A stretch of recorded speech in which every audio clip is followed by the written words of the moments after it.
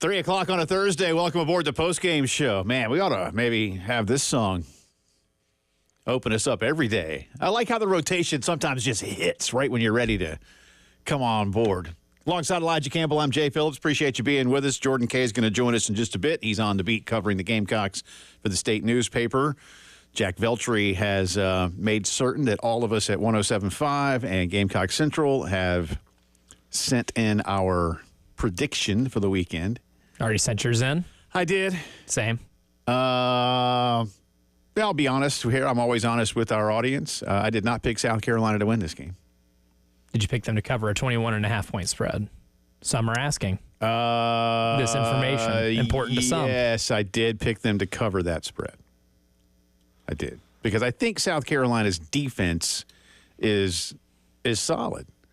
I just worry a lot about the offense's ability to score. Again, if you want to look, I'm not discounting Old Dominion or Akron. Maybe I am with Akron a little bit. But in your conference games, you scored 24 points at Kentucky offensively, 31 total. Scored 33 at LSU. Probably could have had a couple more. Missed that field goal, which I know hurt. And then you were just, terrible on Saturday against Mississippi. And I realize, as you have pointed out to us, and I read this morning, this morning I read something that I did not know. Mississippi right now in the Southeastern Conference apparently has the highest number of potential NFL draft picks this year. Mm-hmm. That's crazy to me. That's wild. It's hard to fathom. Yeah, I'm not knocking it. That's the job they're doing. And if I may, and this is kind of where I'm going to take us for a little bit because there's a couple of stories that are floating out there about NIL. Not a lot of them good. No, not today. The Grove Collective is killing it. And I don't know. Look, I'm going to throw a lot of my opinion in here, but I try to do it as objectively as possible when I say things like this. But, and again, maybe I'm too subjective, and that's the problem. I don't know. Y'all can tell me. Agree, push back, help me fill in gaps. South Carolina and Mississippi should not be seen from a football perspective as so far apart from one another. And that is part of the issue, in my opinion, with South Carolina right now. Now, some will say, so what are you saying, Jay, that Carolina's just got to buy more good players? Sort of. Not exclusively. But if Mississippi, and look, it's sort of an anomaly for sure, right? Mississippi isn't suddenly on the exact same annual level as Alabama or Georgia or Louisiana State, or now, obviously, Oklahoma. When you bring them in, they're not. If Lane stays and the Grove Collective continues to do what it does, and perhaps most importantly, Lane takes them to places from a winning perspective that they've not been since Coach Vaught back in the day, then okay. I get you. Steve Spurrier took places to South Carolina to places that South Carolina had not been, and was able to sustain it for a bit. Again, boy, you'd love to if that 2014 team could tackle what might have been for the next few years, but I digress. Still hurts. It does, man. People don't forget. They couldn't tackle. This is the craziest thing, man. It's like, the guy with the ball, he needs to go down, not into the place where you score. Anyway. Oh, man. Let's not do that. Because, boy, that offense was good. That offense could score points, man. Where were we? So it's just gotten to a point for me as someone who, again, has been here a long, long time. Like, what has South Carolina not done? Because I know that coaching staff is working hard. I know Shane is a heck of a recruiter. I know it. Others in the business know it. Shane has always been able, at whatever stop he's made, to recruit. It's one of the reasons that he was so popular at such big places along the way. If his father hadn't really wanted him to go be the associate head coach for a few years with him, I don't know where Shane would have been in those years he went to Blacksburg after leaving Columbia. But after that, he was in Athens and Norman. Pretty good gigs. Yeah, Norman especially. Yeah. Did a lot of winning. So I know they can recruit. So where's I ask this question a lot about a lot of things in life. Where's the disconnect? So what's not happening at South Carolina? For Mississippi to have vaulted past you, and then when you get to play them, beat you. One of the things that I've been reading this week, too, I was reading Manny Navarro's piece today, making some picks for this coming weekend, but he was reflecting back on his picks from last weekend. And last weekend, Manny had South Carolina covering the spread against Mississippi. And his write-up, and I'll just paraphrase it, was like, man, I really overshot it on South Carolina, didn't I? Now, I doubt Manny watched the game. Manny is the guy who covers, he writes for The Athletic, very good at what he does. And I'm not knocking him when I tell you these things. But none of us can watch every game. Yeah, it's physically impossible. Yeah, it's just too many of them. We could try to watch highlight shows, and whether you watch the SEC recap or you watch Matt Berry and the scoreboard show, you watch a little SVP. You get what you get, right? You do your best. That's why I watch Josh Pate. That's why I watch Andy Staples and Ari Wasserman. That's why I read what I read. Anyway, I kind of felt bad for Carolina football because I still come back around to the failed fake punt having such a massively negative impact on the game on Saturday. But I see a guy like Manny write what he writes, and I see and this, again, I'm not knocking it, but I think, man, this is what Carolina's fighting now. If all you see is the score, which is what really most people will see, they'll be like, oh, you stink. And that's being kind. I mean, and watching the game, too. You watch that offense, and that's your only introduction to this offense, then, your opinion on this team, regardless of how good the defense is incredibly low. I mean, you scored 3 points at home. That speaks for itself. Yeah, it does. You don't need to look at many other numbers to determine that the offense was not functioning the way an offense should. And that's why I've said, despite how much I may have made of the failed fake punt, a lot of you, again, I don't want to say pushed back, but said, well, what about all the other things that didn't go right? And I hear you. I'm just saying it didn't happen in a vacuum. But that's not really what I'm trying to bring up here. Other than to say, from a national perspective, your reputation took a massive hit the other day. Because that's all people are going to see is that you got popped at home by Mississippi. Mm-hmm. And so, I bring all that up to say, again, where's the disconnect? What is South Carolina not doing? Tennessee, I get it. You had basically caught up with Tennessee for a few years, and you were playing good football games against Tennessee, and you were kind of splitting them. And then the Spire Collective just vaulted past you.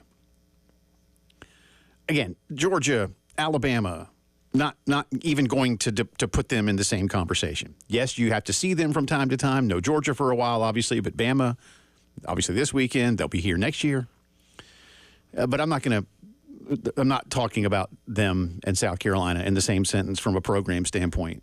You got to. Somebody asked us earlier in the week, what is it going to take for South Carolina to be in that conversation? Where people go, I don't want to see South Carolina. I was like, you got to win some championships. You got to win. You've got to do things that you haven't done here.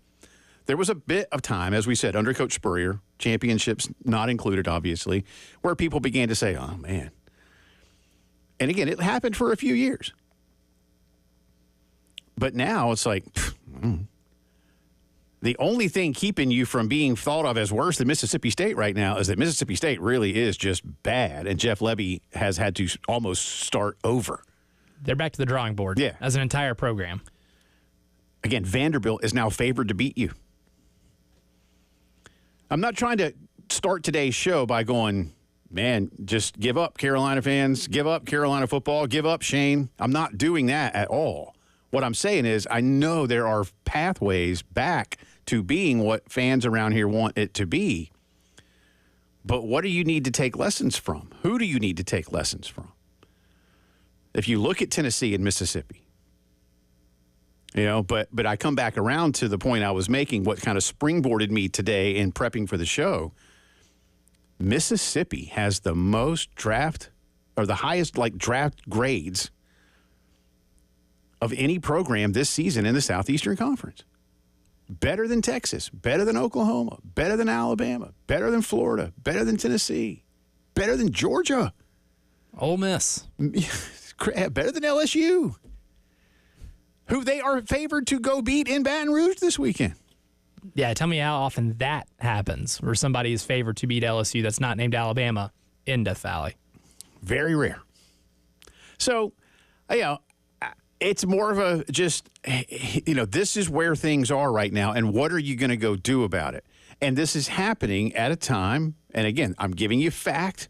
I'm not saying this is any responsibility, but this is now happening at a time when South Carolina is also about to undergo a big transformation in the athletics department, because you will be hiring a new athletics director sometime within this school year. And if I may, he's a really nice man, but when Dr. Amoriti said that search won't start for a few months, I hope that was just some kind of public thing to say, or that you thought that was the right thing to say, because if you haven't already started the search, I believe personally that you're doing it wrong. You're in a little bit of trouble. Yeah, that search needs to be well underway behind the scenes, if nothing else, and it probably is. Yeah, I'd say so. Calls have to be being made at this point. But you're going to have to, and again, this isn't about Ray. This is about the future. You have to find somebody who thinks, hopefully, the same way that I'm kind of thinking here, and what a lot of you are thinking. My school is thought of as being behind Mississippi and Missouri in football. And that's something that's you can't allow to really continue much longer, because you have more resources than those schools when it comes to football. You're in a much, look, Ole Miss is a fine school. Missouri's a great school. But Missouri folks do not care about football like South Carolina fans do. And University of Mississippi is a smaller school in an even smaller state. And they don't have the same kind of, again, overall resources. But right now, with Lane, they do. It's working big time. What do you take from that? And that's one of the things now. As I saw that this morning, I was like, wow. Yeah, I mean, I think it boils down to the ambition of their collective. Like, the Grove Collective might be one of the most aggressive and ambitious collective in the entire sport right now. I mean, look, I just pulled up their website, right? And I clicked on the tab that says become a corporate partner. And just to look at the prices, right, on what to do. They have so many logos on this website of corporate partners. They are utilizing every single business that is in Mississippi's footprint, and they have gotten them on board. For a Red membership, which is having your logo on the website, access to exclusive hospitality events, one social media post, a singular social media post, and one activation with Grove Collective athletes, $5,000 minimum for a minimum. To get into White, it is all benefits of the Red tier plus 2 email promotions annual to the GC membership database, 2 activations with GC athletes. That's a $15,000 minimum. Man. And then there are Blue. Trust me, they have a lot. I've looked at they have a breakdown of who's a member of what, right? There are a lot of logos underneath this Blue one, which is a $50,000 minimum. All benefits of the previous tiers, 4 email promotions annual to GC membership database, and a hospitality event entitlement annually. It's aggressive. Yeah. That's a lot of money right there that they're being able to use. And they are using the number that are in the Blue. Let's go back, because it's on a different page here. So Blue, again, remember, $50,000 for that one. They have, there's about 20 logos there. Okay, so there's around $1 million. Yeah. And again, I'm not really here to make any judgments. I'm just observing, but this is the boat you're in right now. And, if you want a bigger boat or you want to navigate through, you're going to need to find a way. A lot more to talk about this weekend's game coming up. You're listening to the Postgame Show.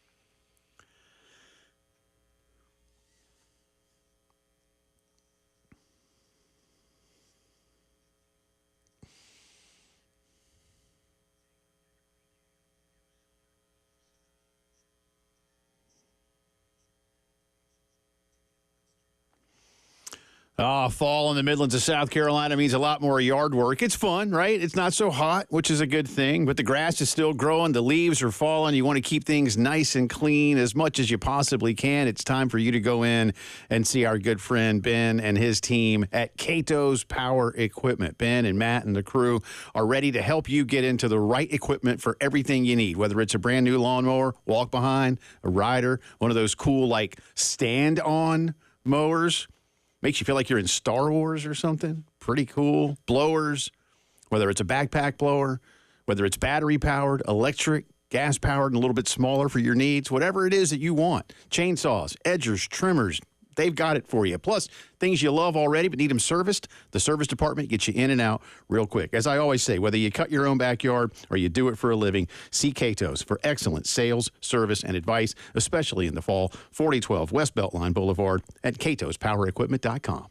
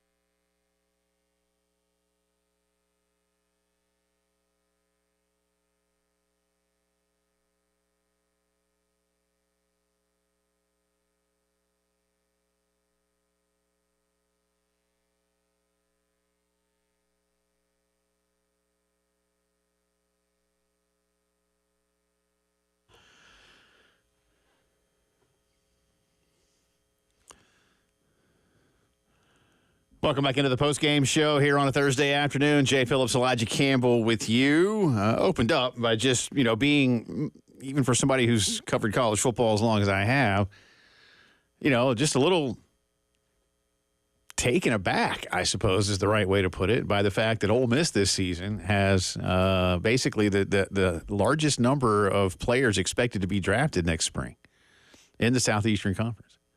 So, and again, what a school like South Carolina can do to play catch up. John hit us on Twitter.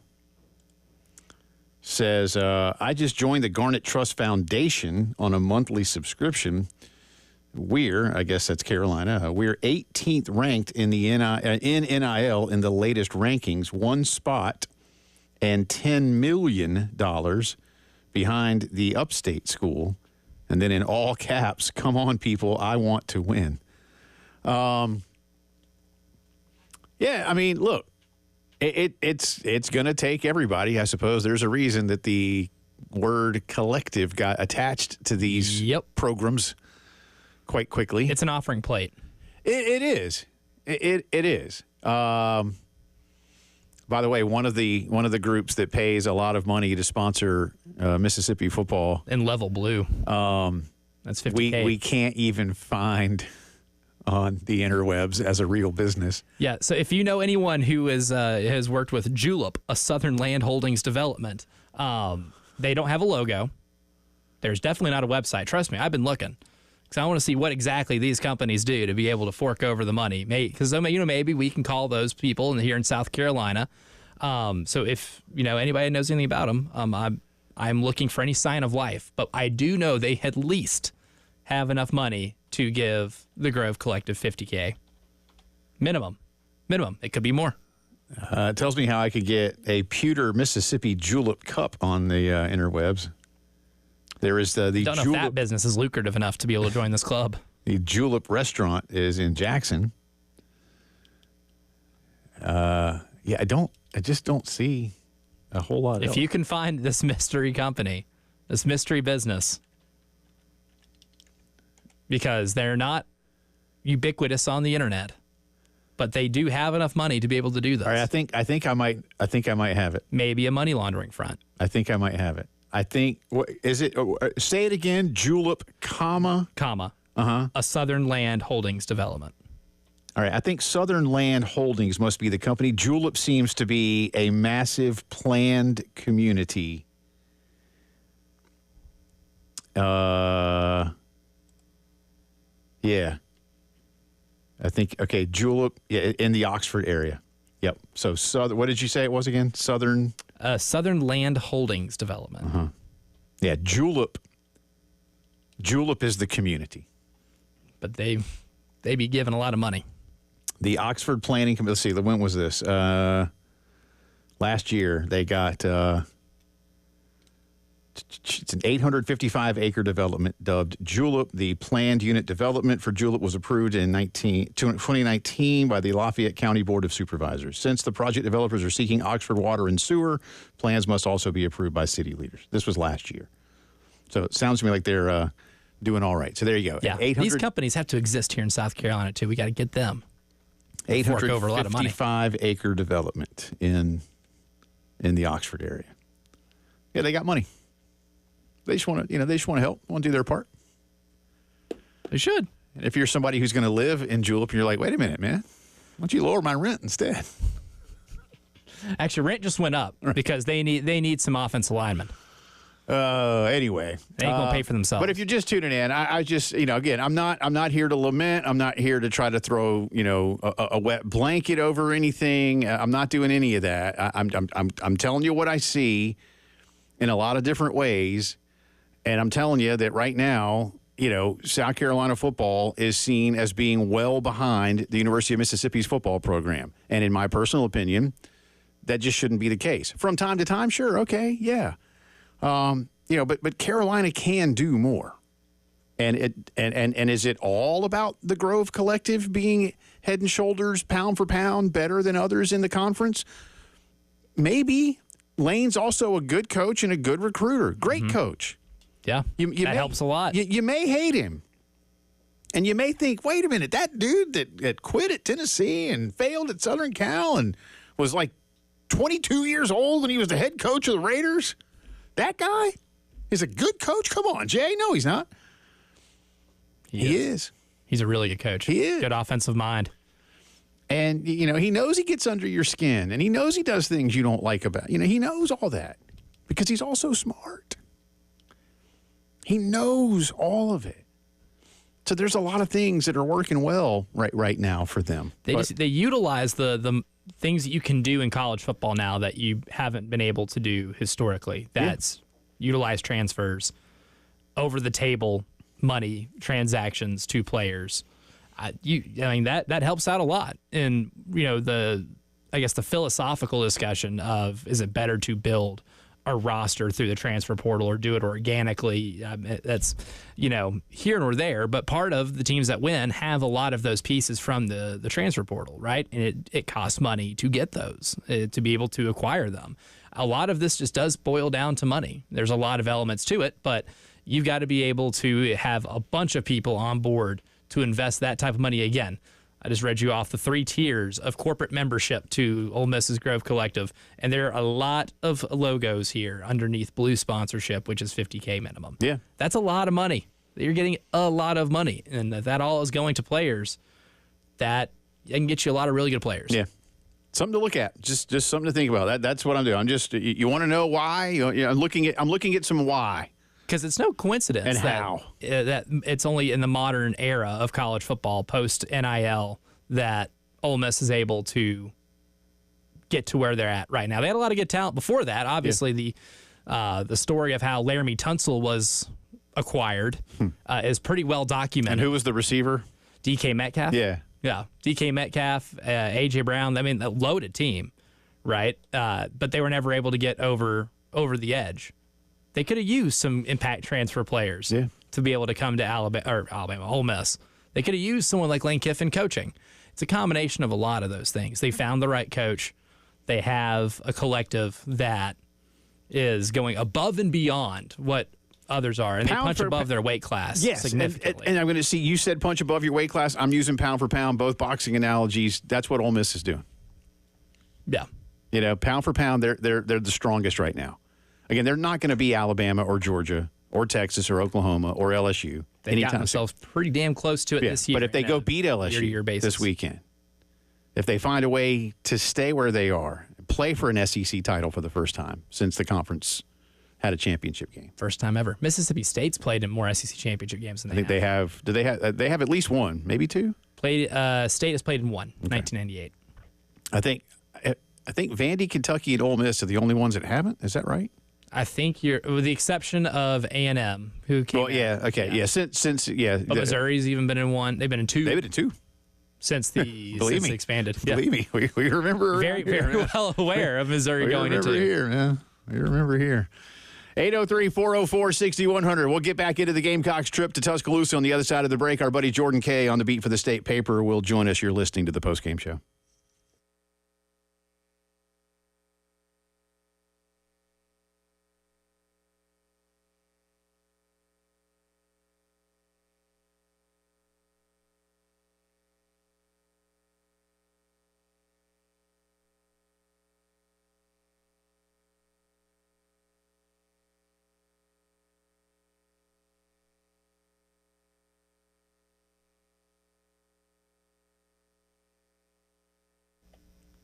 Big Thursday night football game tonight between 2 rivals, divisional rivals. And the best way to be able to cash in on your knowledge of those rivals is with my friends over at Prize Picks. Look, all you got to do is pick more or less on at least 2 players for a shot to win up to 100 times your cash. And tonight, I'm going with less 250.5 passing yards for Geno Smith and more 85.5 rushing yards for Jordan Mason. 49ers running back. They're pretty good on the ground. And that offensive line, pretty good. But do what you want. And you can also cash in. And if one of those players gets hurt, like, say, Geno Smith, and he doesn't come back in the second half, they have injury insurance, which is my favorite part about Prize Picks. No other app offers that. And if you download the app today, use promo code 1075GAME, you'll get $50 instantly after you play your first $5 lineup. Again, promo code 1075GAME. Prize Picks. Run your game.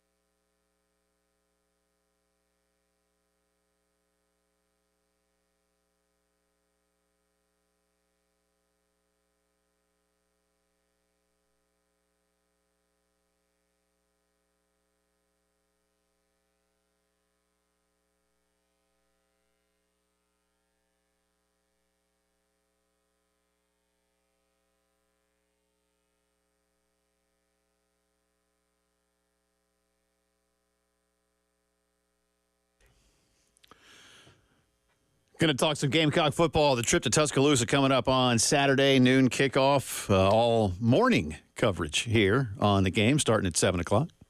Bright and early. Super bright and early. And then post-game and so much more. Jordan Kay will be covering it for the state newspaper. Kind enough to join us now here on the program. Always good to have you, sir. Could South Carolina find a worse time to be traveling to Tuscaloosa, Alabama for a football game than this week? Man, probably not. I mean, the day they honored Saban would have been a pretty bad one. Right. But no, what bad luck for South Carolina. Like, no chance of getting overlooked maybe a little bit. Ole Miss is coming off a loss. They're going to be dialed in. They were. Alabama coming off the most embarrassing loss since that Saban lost to ULM, 15 years ago. Yeah. They're going to be dialed in. No, this not great for South Carolina. Yeah, it is, but I think this one's more. I mean, I'm not really pushing back on you, Jordan, but we talked about that ULM loss a couple days ago. Elijah and I did. This one's worse because at least that year, Bama was in a complete rebuild. They went 6-6 that season. There are reasons to go, well, okay, number one in the country, 23-point favorite, and you find a way not to. So, yeah, they're going to be smart. And conversely, so is Carolina, Jordan. And last weekend, I do think, was somewhat of an anomaly. I don't think South Carolina is that bad. I think Ole Miss might be a team that could score 27 points on the road. I think they are very, very good. I've said all week that the failed fake punt just cast such a large shadow over the whole game. Carolina never really escaped it. But, how much of this is about the health of the team physically? And now, Jordan, this is the literal halfway point kind of mentally for this ball club, too. Yeah, I don't know necessarily how much of the physical health. Granted, that probably played a little bit of a factor considering this is a young team, and they need as many reps as they can get. And not having Lenora Sellers or Rocket Sanders in that Akron game, while it doesn't make a difference on your win-loss record, it's going to hurt you in the long term because that's, whatever 70 plays that you don't get a run together. So, yeah, I think this team is kind of at a crux right now. Where do they go from here? How much can the offense really change in the middle of the season? The penalties thing's another one. Can you really just create discipline in October? That's supposed to be something that's created in January, February, March, during the summer, all that. I don't know how they're going to do it. You would think coming out off a bye week like they did last week would have been the time when you can really make those adjustments and go back to the drawing board and self-scout and figure out, okay, who are our best playmakers? How can we put them in the best position to succeed? And then to come out and lay an egg like that where the offense was just completely uninspiring doesn't bode too well. But I kind of want to think back to that Old Dominion game of, man, we thought the sky was falling after that, and South Carolina somehow comes out and puts up 31 points in a blowout of Kentucky. And so, there is some reason for optimism to think they can turn it around, but going on the road to Tuscaloosa is not exactly the time you want to be figuring out things. No, it's not a good defense to have to play against if you don't have, like an easy button on offense, right? When everything else is failing, what can you do to at least establish some type of identity and be able to get yards when you need it, to be able to convert red zone opportunities? I know Shane mentioned that they got past the 50-yard line 7 times and came up with 3 points. But, you wrote a story about Dow Loggins and where does he even start fixing this offense right now? And being in October, it does kind of have like a you are what you are feel to it. But do you think are probably the most correctable things on this offense to be able to fix, or at least be able to get yourself good enough to get competitive or be in this game in Tuscaloosa and in Norman the week after? Yeah, that's a tough. I was thinking about that yesterday of the thing you would most want to fix is the offensive line, just making sure that Lenore Sellers stays upright. But that's not an easy thing to fix in the middle of the season. Probably just about impossible. I think if there's one thing, they've got to just be able to get receivers open. I think Lenore Sellers too often is going so far down his progressions, and there's even times when he'll roll out. And when we're up in the press box and you can see the entire field, he's got nowhere to go with the ball. He's got nothing to do. And so, he ends up running or taking a loss, and you kind of look at yourself like, well, not much else he could have done. So I think Dow Loggins, the first thing is, like, make sure his Lenore Seller's first read comes open more, and perhaps that's quicker. There were a lot of times where they were throwing quick out routes to Josh Simon on first down, and that seemed to work out well. Granted, he rarely broke a tackle. I think he did maybe once or twice, but if he's not breaking a tackle, it only becomes about a 3-yard gain, so that's not helping you too much. But I think more of those plays of making sure Seller's first read comes open quick and is open just to get something moving. And then you've got to have these wide receivers break tackles. And that's one of the big things. If you're not going to be able to throw the ball downfield, if you don't have the protection that can hold up for long enough to get guys downfield, you've got to make sure that these dudes are just catching the ball and breaking tackles to at least create some threat of an explosive play. Talking to Jordan Kay of the State Paper. Carolina visits Alabama this weekend. I'm glad you brought up receivers. I want to stay with that group, and you can incorporate what you just said into the larger context. But Elijah and I have spent some time this season, and really the last couple of weeks especially, asking somewhat of a rhetorical question. Is the usage of wide receivers predicated as much on what they do without the football as what they do with it? There needs to be better blocking. They've got a lot of names. They've had a couple of guys banged up, to be fair. But what do you see as Shane Beamer and Dowell Loggins and Mike Furry doing to try to whittle down the numbers for the second half of the season for the guys that they can really count on for the complete package at that spot? Yeah, it's tough because I think the big thing is the separation. Just if you're going one-on-one against a cornerback, you've got to be able to get open. So that's number one. But then you bring up the stuff they do even without the ball.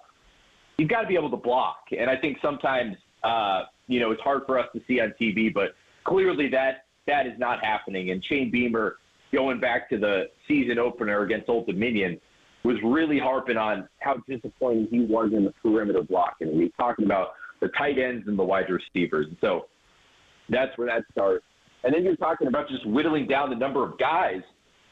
I mean, we're almost halfway through the season, like you're mentioning, and I don't know who the top receiver is. They don't have a number one guy. They don't have a guy where you threw him a 50-50 ball, I'd be like, all right, that's a 70-30 ball. They just don't have that right now. There's not the Xavier Legette that has just widened the gap on anyone else. And that makes it really hard when you're game planning because I think, you're 5 or 6 games through the season and you're not exactly sure who you can trust.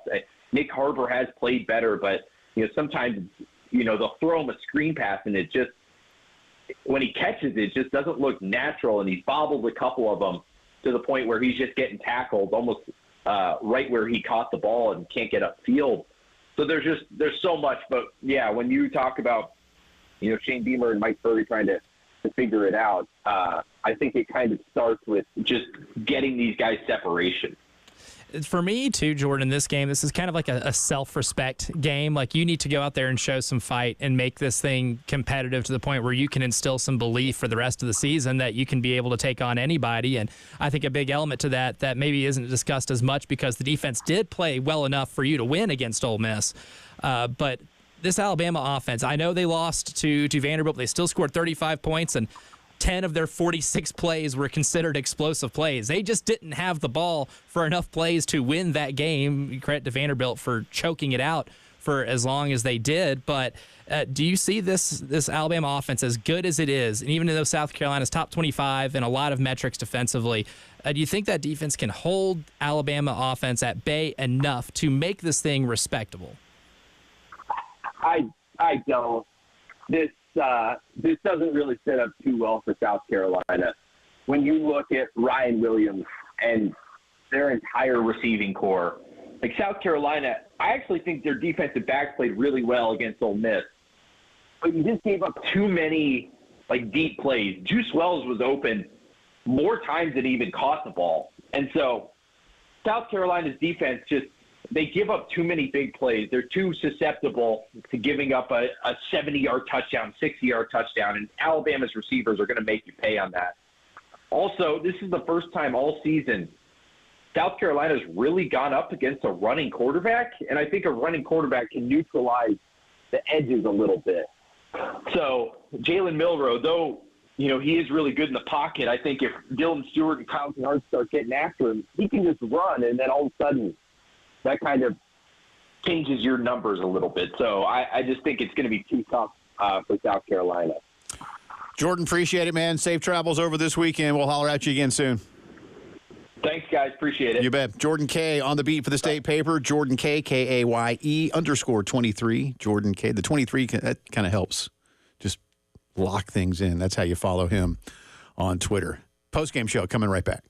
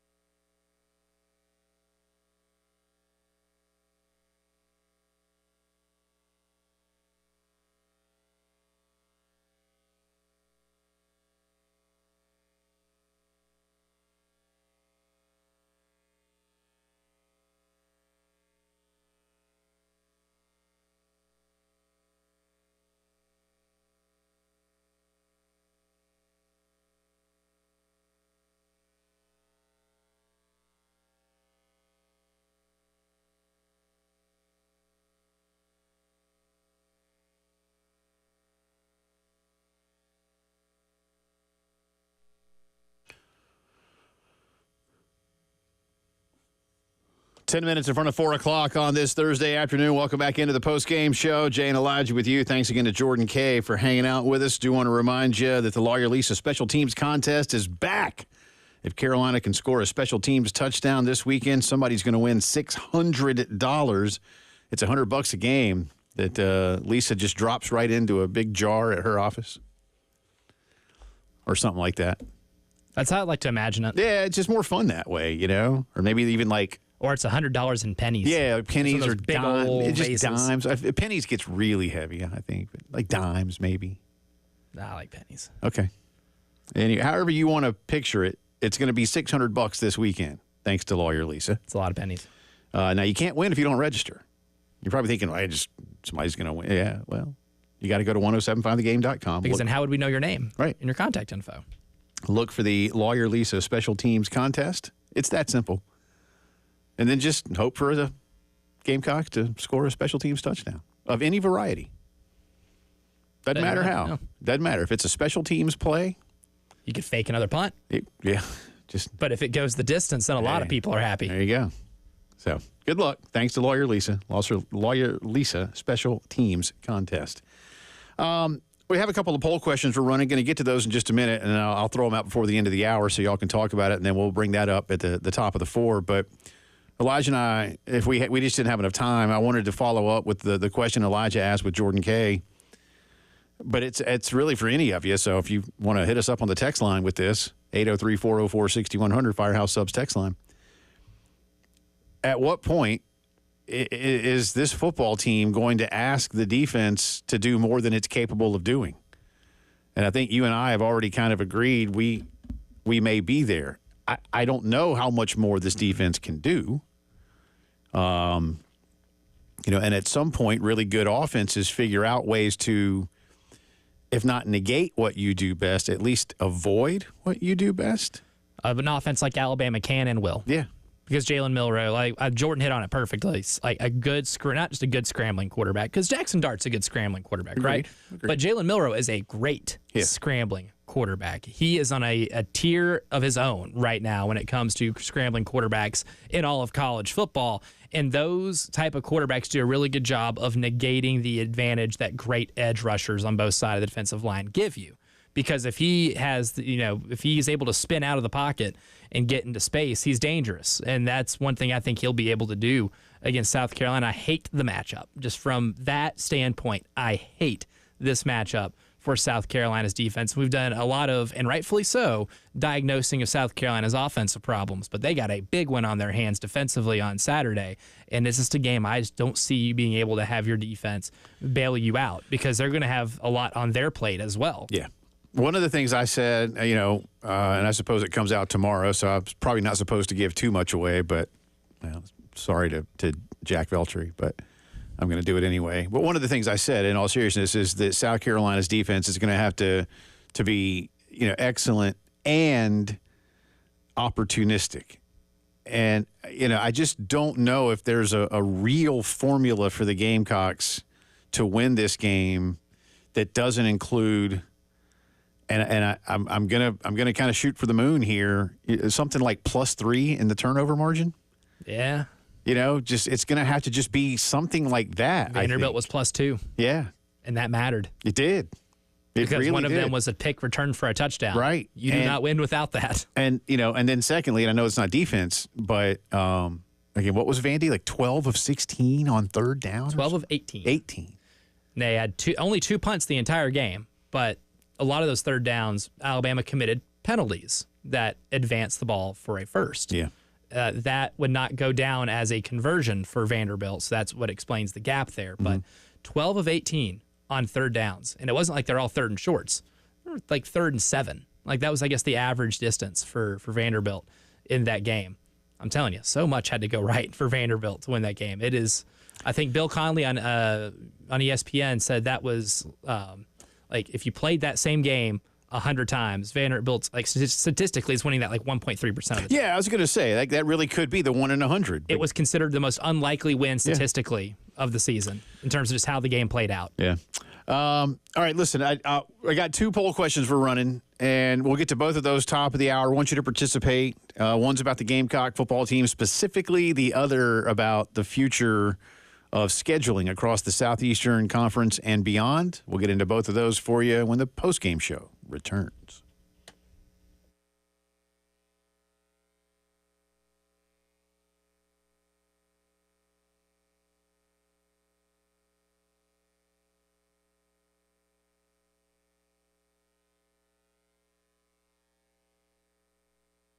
All right, we're into full-on football season, baseball playoffs soon enough here. Like, seriously, in a matter of a couple of weeks, basketball season tips off. And then before you know it, again, that big Thanksgiving parade and all the folks at your house for football games. And then suddenly it's holiday movie season. Watch it all better. Listen to your favorite holiday tunes better than ever with my good friends at Integrated Media. Now is a wonderful time to get them into your home, to set up that home theater system for now and many, many falls and holiday seasons to come. Maybe you want to take things outdoors, enjoy watching football and other stuff out on your back porch, the patio, around the pool, wherever. Integrated installs outdoor systems that look and sound just like everything inside, and the equipment is built to be out there all the time. No matter your home theater wants and needs and dreams, Integrated Media makes it happen. 803-948-8327. Feel like you're there with Integrated Media.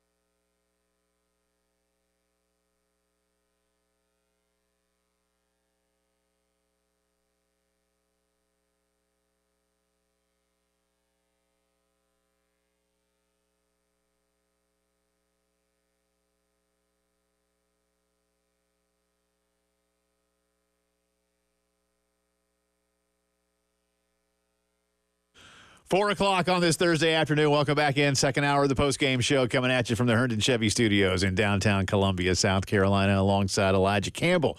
I'm Jay Phillips. Appreciate you being with us. Thanks again to Jordan Kay for joining us, state newspaper Gamecock beat reporter.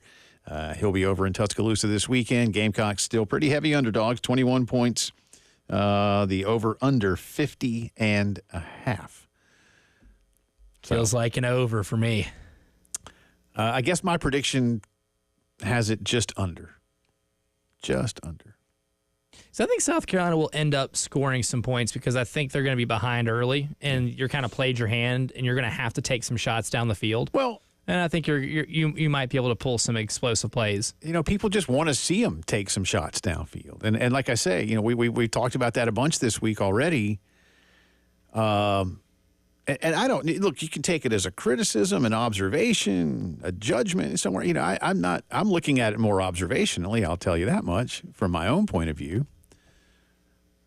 I don't know if there's enough confidence to take a bunch of deep shots, and I don't know if that's confidence in Lenoris's ability to hit that pass, the receivers to get open, how you're being defended, how much time Lenoris has. You know, either without his own ability, but just the timing that of the play. You know, Jordan, I think, kind of touched on it as well with us in the last half hour, that, you know, the receivers getting separation. I do think it's troubling that we just haven't really seen anyone emerge. I felt like maybe Mazio Bennett was the one that was starting to just pull away. Could have been Jared earlier in the season, and he got banged up. Larvadane's been banged up. Delvon Campbell just didn't seem to get going. You know, and Larvadane and Campbell had some good numbers at their previous stops. Mm-hmm. So did Jared Brown. And it's just not happening. And again, not trying to go, so what the heck's wrong? You know, I'm not going to get all angry and pound my fists on the desks about it like some fans might. There's a curiosity behind it. But you should see, there should be more. Or so I would believe, that there just should be more. But thus far, here's where we are. At this point, though, let me get to a couple of poll questions. I threw one out, and Elijah has thrown one out on the station Twitter feed. Let's go with yours first. You want to do that? Yeah, sure. Yeah. So with 5 games under their belt, how has your confidence in the Gamecocks changed since August? So since before the season started. Mm-hmm. Are you more confident? Are you less confident? Or are your confidence the same as it was in August? 57.6% are less confident. Only 8.5% are more confident. And 33.9% say their confidence level is the same as it was in August. This is an interesting question because, it's difficult to gauge where people's level of confidence was. But, I mean, for those that answer, nearly 58% less confident, did you have unrealistic expectations going into the year? Do you think that whatever level of expectation you had is actually quite realistic, even if you're, say, at the Gamecock Larry level of optimism? Because I think that's got to factor into this to some degree, right? And we can't know that when we ask a question like this. You know, that's up to you, the individual, as to what it was to begin with. If I were to answer this, I would tell you I would vote C, same as it was. That's what I voted. Because despite what, and we talked about this yesterday, but I think it's worth bringing up again. Despite what you want as a fan, or despite even what you know of how you were beaten in your 2 conference losses, being 3-2 after 5 games is, in a lot of people's minds, believe it or not, kids, exceeding expectation for South Carolina, because there are a lot of people across the country, maybe not in the state of South Carolina or those in Gamecock Nation, if you will, but a lot of folks would have said, well, you're going to be 0-3 in conference play. You're probably going to be 0-5 in conference play before A&M comes to your building. So, and I'm not saying, so, hey, feel great, yay, woo. No. But you did go pound on Kentucky pretty good. And I think why it's changed, again, not knocking anybody and how they vote, is that maybe for just a brief flash, the Kentucky win changed what you thought this team could be, and then in how you lost to LSU, a little bit of a gut punch there. But you showed you could hang with them. Yeah. And LSU's a really good football team. And now all of a sudden, the other day, you were humbled. Mm-hmm.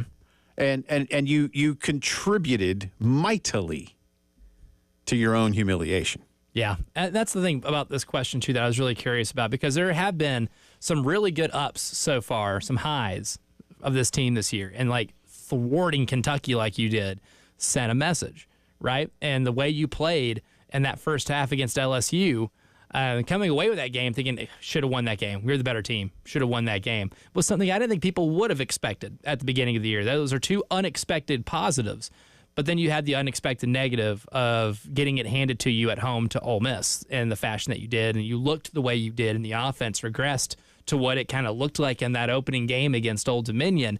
With all of that combined, was this just something that you expected, or are you still having the same confidence level you did at the beginning of the year as you do at this moment in time, just given the fluctuation of results that we've seen so far? And that's why, for me, like, same as it was in August, my expectation for this team was offensive struggles, figuring some stuff out early on, but the defense being good enough to win you some games. And I think 3-2 would have been a very reasonable outcome for this team. This is one of the more likely outcomes this team. If you gave me a list of them going into the season, I'd say, yeah, 3-2 sounds about right. You perform above expectation against Kentucky because you have had their number the last few years. And then maybe losing to LSU and Ole Miss would not have been a surprise to me at all. I mean, I thought the LSU game would be pretty close and competitive, but the Ole Miss game was one. I think that team is national championship level good. Yeah. That I would have been really surprised if you won. Just the big story is that offensively you just regressed to that point. Yeah, I've been kind of, I don't want to say all over the place on Ole Miss this season. I have told you until I see it, I'm going to look at Ole Miss the way I looked at the last time they were supposed to be this good, and they came to Columbia, and Carolina beat them. And then when the Kentucky game happened, I was like, And like I said, again, I know, I hope you don't get tired of me doing it, y'all. I just can't help it, all right? And I'm admitting it to all of you. I'm admitting it to Elijah. We had a meeting this morning, and I admitted it in the meeting. I can't let go of the failed fake punt and what it did to completely change the atmosphere and potentially the entire direction of that game. I don't tell you that to say, I know Carolina was going to win by 14 points if they just had punted there. I don't mean it that way. I don't know what would have happened. I just know that you sucked the life out of the building and you never got it back. And it altered the entire course of the game, and it did not. No matter what you want to think about any other thing, it did not happen in a vacuum. It changed the course of the game, period. That being said, is Mississippi better than South Carolina? Certainly. And there's a reason they came in here favored by 9 or 10 points, depending on where you looked. So I get all that. There's a reason they are favored in Baton Rouge this weekend. Yeah. And as we pointed out earlier, how often does that happen? And the answer is very, very rarely is LSU a home dog to anybody. Anybody. Even when they play, Bama at their peak. So, but I don't know. Again, being 3-2 feels about right. Is it fair to say, Elijah, that in some ways now, or if you look at where you are, that you thumped UK, right? Mm-hmm. And then you got thumped at home. And the LSU game, man, you were right there the whole time. It's a wash. Is that just that's sort of Carolina football? Yeah. There's a real high, there's a real low, there's an almost.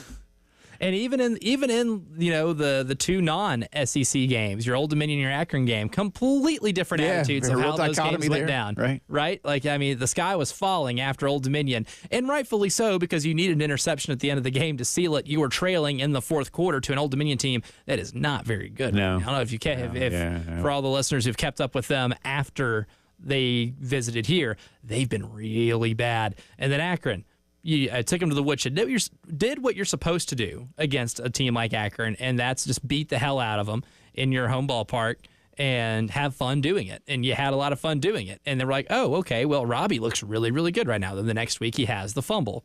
And we never see him again until it's garbage time. So, yeah, there is no middle ground, I feel like, with how we feel about this football team at any given moment. There is a lot of bipolarness to this team, so some manic football behavior, if you will, or at least with how they're perceived. So again, hit us up at 107.5 The Game on Twitter to answer the first poll question, which once again is what's your level of confidence in the Gamecocks now compared to August? More, less, same? And again, about 58% of you say you're less confident in South Carolina. But again, less confident in them doing what? If you want to throw in some context there, hit us up on the text line or add a reply on Twitter. You better make a bowl game. Oh, 2 straight years of not making a bowl game would be sour. You got to make a bowl game.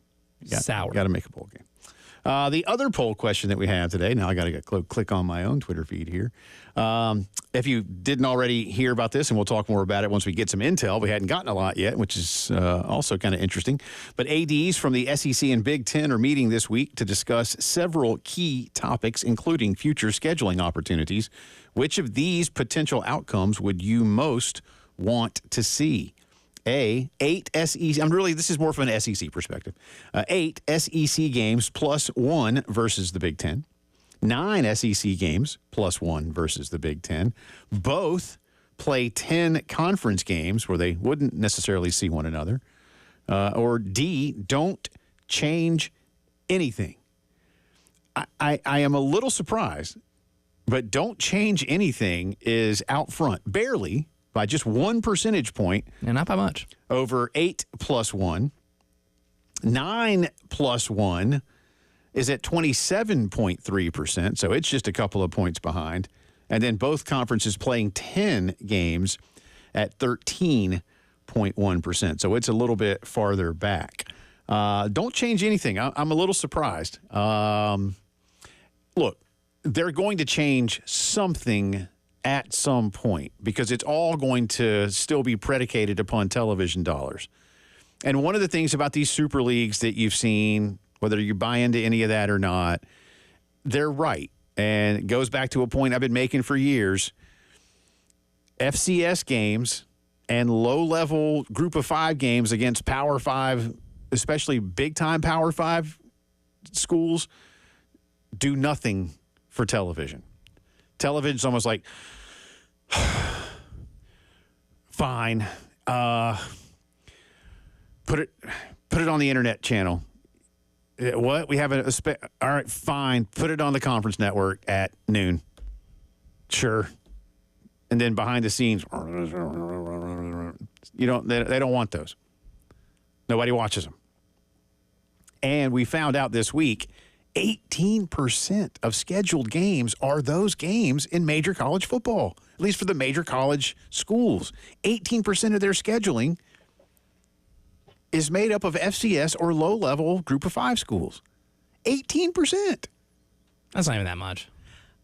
It should if be. You think about it. It should be 0%. You know why that will never happen? Is because there are a lot of schools that are really comfortable winning 9 games minimum every year that aren't going to be winning 9 games minimum every year when they do that. And then people will not be so happy. What is and 1 out of 12? Dollars don't come in. What's that, like 8%? Let's just do 1 out of 12 then.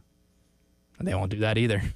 And it can't be FCS teams anymore. So I'm telling you, the day LSU starts going 8-4 on a consistent basis. But if they're going 8-4 against nothing but big boys, like, I'm good with that. They don't care. They don't care. And give me a 24-school playoff, and then away we go.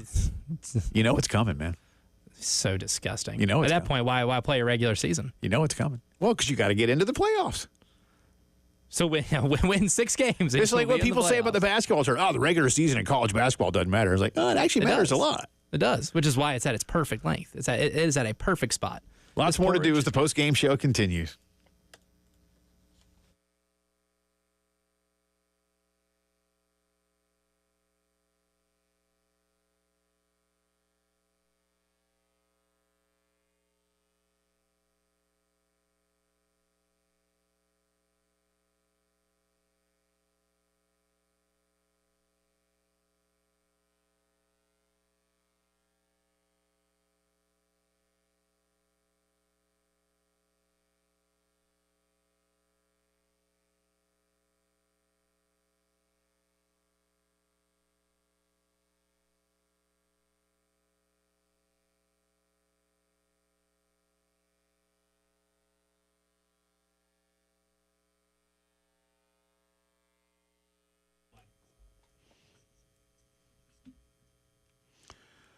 You know, you've heard Bill Gunner and me talking for the last couple of weeks about something that AAA Heating and Air is doing. They're giving you a chance to win a brand new HVAC system for your home.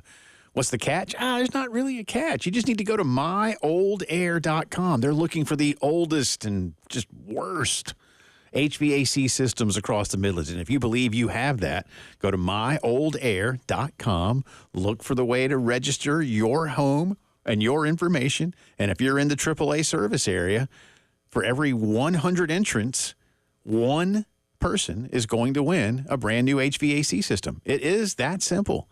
All the rules are right there for you. So just check it out, myoldair.com. And again, for anything you need when it comes to repairs around the house or new systems, 803-677-1500 for our good friends at AAA Heating and Air. Tell them we sent you. Stay cool with AAA.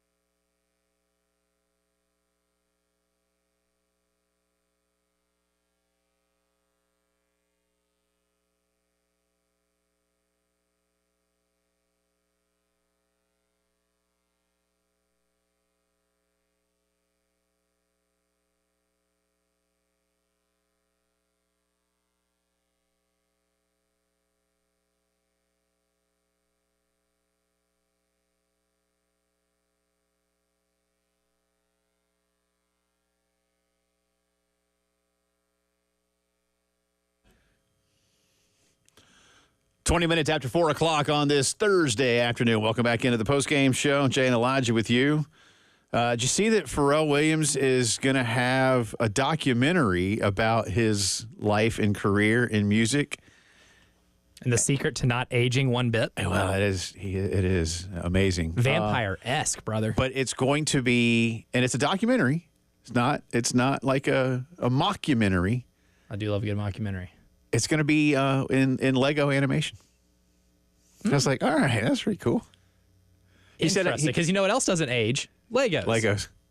This is very fitting. I saw an interview with him the other day, and he said that they, some folks came to him and his agent and said, "Listen, you're a pretty big deal, and you've got quite a story. You want to do a documentary about your life?" And he's like, "No, I do not." And then they came back to him and said, "All right, how about if we?" And I forget the guy's name, but one of the great documentary makers right now. He's like, "Oh, okay. Now you've got me intrigued. Yeah, if I can do it in Lego." and I have no idea if he told him that. So oh, that's great.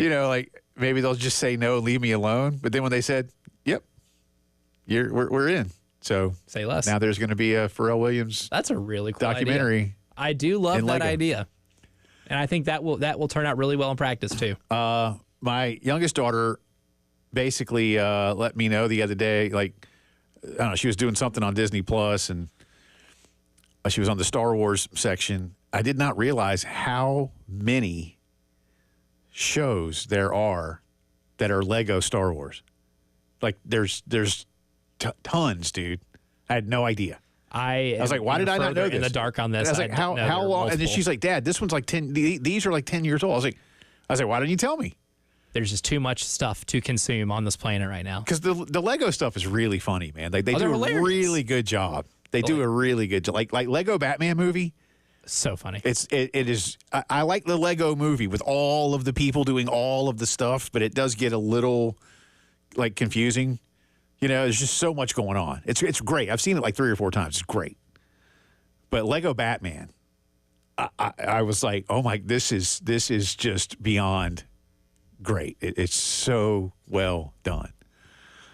Big fan. And I don't want to say it, but for those of you who have seen it, but I think the single funniest thing in that movie, and there's a lot of really funny, is his password to get into the Batcave. Password?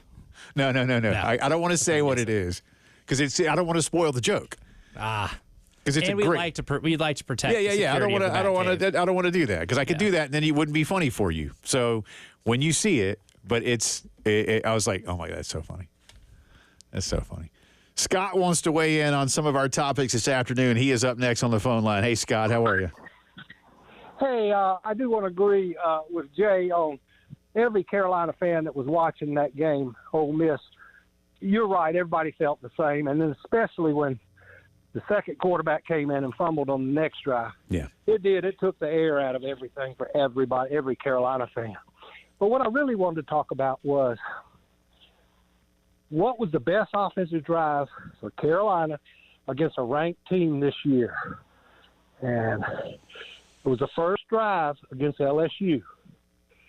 We threw the ball, we ran the ball. Almost 50-50, maybe 60-40. We had great success. LSU could not stop us. And then we didn't do it the rest of the game. Mm-hmm. We haven't done it again the whole season. If he throws the ball a lot, it opens up the run. And that's why LSU could not stop us that first drive. He was throwing the ball. They could not stop it. Then we would run the ball, and we would get big gains. And what I don't understand, we're not doing that anymore. And how can he throw the ball so good that game or that drive and not throw it good the last game? But my thing is third down. You got to hit the tight ends. 7-8 yards. You fake to the inside and you cut to the right. As soon as he turns around, you hit him. He's going to be open. He rolls out. He hits the tight end. It's a first down. You will increase your third down conversion from 30% to probably 60% if they would just try that a few times. Yeah, you make some good points, Scott. Appreciate the phone call as always. Find you an easy button in the offense somewhere, man. Yeah, that opening drive against LSU, he's right about that. 7 plays, 75 yards, yeah. four and runs, you didn't, 3 passes. And I think a lot of folks called us on Monday and said, why didn't they try to continue to do that? Now, look, it may well be that LSU immediately said, all right, listen, prevent this here or there, and Carolina didn't like the looks. I'm not going to go too far back to that one. Might have been the best the offensive line played all year was on that drive. I will say, look, here's the thing, Scott, to your point. Let me get it here. Yeah, okay, I thought so. Josh Simon's the second leading receiver on this team. Now, granted, it's only 11 catches. Mazio has 14. Is this right, Elijah? There's Probably. only 2 guys with double-digit catches? Yeah, you'd be correct. Yuck. Michael Smith has 6. He is 1, 2. I mean, you guys haven't completed a ton of passes this year. Yeah, South Carolina has only completed 71 total passes. Michael Smith has 6. So the tight ends, let me see, Scott, and I realize it's not all on third down. Josh Simon has 11. Michael Smith has 6. So there's 17. Brady Hunt has 1. Connor Cox has that one for a touchdown late against Akron. Yeah, so just 19 catches amongst your tight ends. Don't think you have a single player averaging more than 3 catches in a game. No, you don't. Because, you don't. Mazio Bennett has 14 catches in 5 games. Wow. That's tough. That's really tough. It's dare I say, it's kind of a damning statistic. And at some point you can look at stats a lot of different ways. Lies, damn lies, and statistics is one of the old sayings. But these are telling statistics. I don't think these are things that go, well, they do this and so it's okay. No, We're not talking about Army. No. And again, a lot of guys have caught balls. That's fine in certain games, but at what point do you just shrink this number? I mean, look, Bennett, Simon, Larvadain, Dre Jacobs has not been doing much. It's just there's just not a lot there, man. Mm-mm. Nick Harbor has 7 catches. Doesn't feel like it. So does Larvadain. And again, like I said, Smith has 6. And then there's Rocket Sanders has 4. You got to this thing has to open up. You got to and if I know it's not the same, so I don't want to sound like somebody that's going to say you just can't do it the same way. But we've talked about times when this team seemed to just run the ball, dare I say, too much, only because they had basically said we've got to find a way to run the ball, and the only way to do it is to do it. You can't do that in the pass game because you run the risk, obviously, of throwing a lot more interceptions or of simply having the ball drop and the clock not run. Yeah. If we want to go back to Woody Hayes, 3 things happen, 2 of them are bad. Dad told me that so many times growing up. Yeah, well, it's true, man. I mean, it's true. Yeah.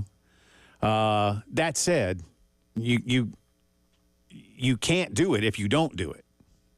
Yeah. And look, if the goal is to get more explosive plays, and I think we can all agree that explosive plays and winning that winning that battle, throughout the game, if it's that important, which I think we've come to the conclusion it is, that's one of the best ways to do it, is to be able to open up a passing game or at least have a respectable one to where defenses don't just load the box on you. Because you know what you can't do in the run game? Like, you can't run, for 5 yards of carry if every team you play is just loading up the box. Right. And you don't have the numbers on the line of scrimmage. You got to be able to force defenses to respect the boundary a little bit. And if you can't do that, you're just so much easier to play against. 803-404-6100 to join us. Come back on the other side. I want to get in. We got plenty more Gamecock football to get into, and we'll revisit our poll questions. But a new group wants to change NIL, and it has been immediately criticized. See what you guys think when the postgame show returns.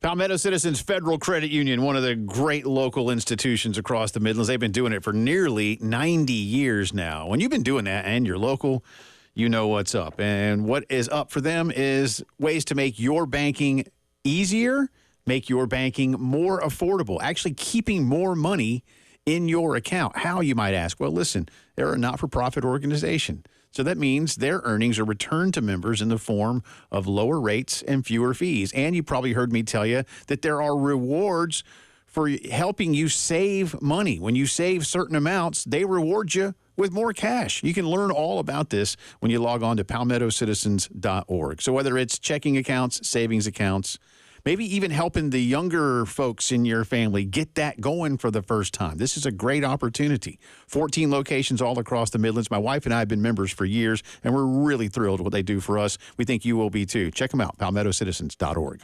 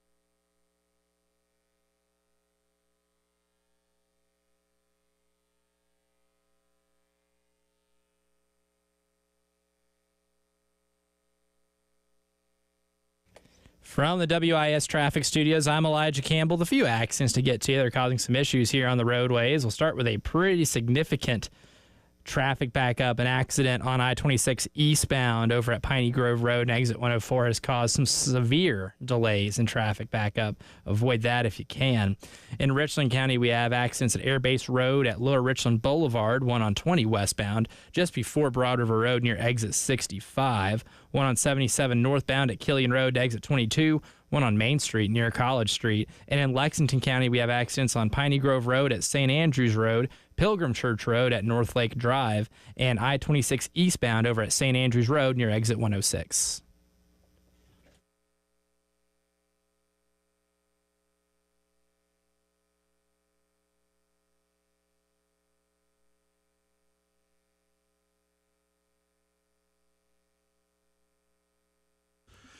Been talking some Gamecock football, lack of receiving success, pass game success, I suppose is the right way to put it.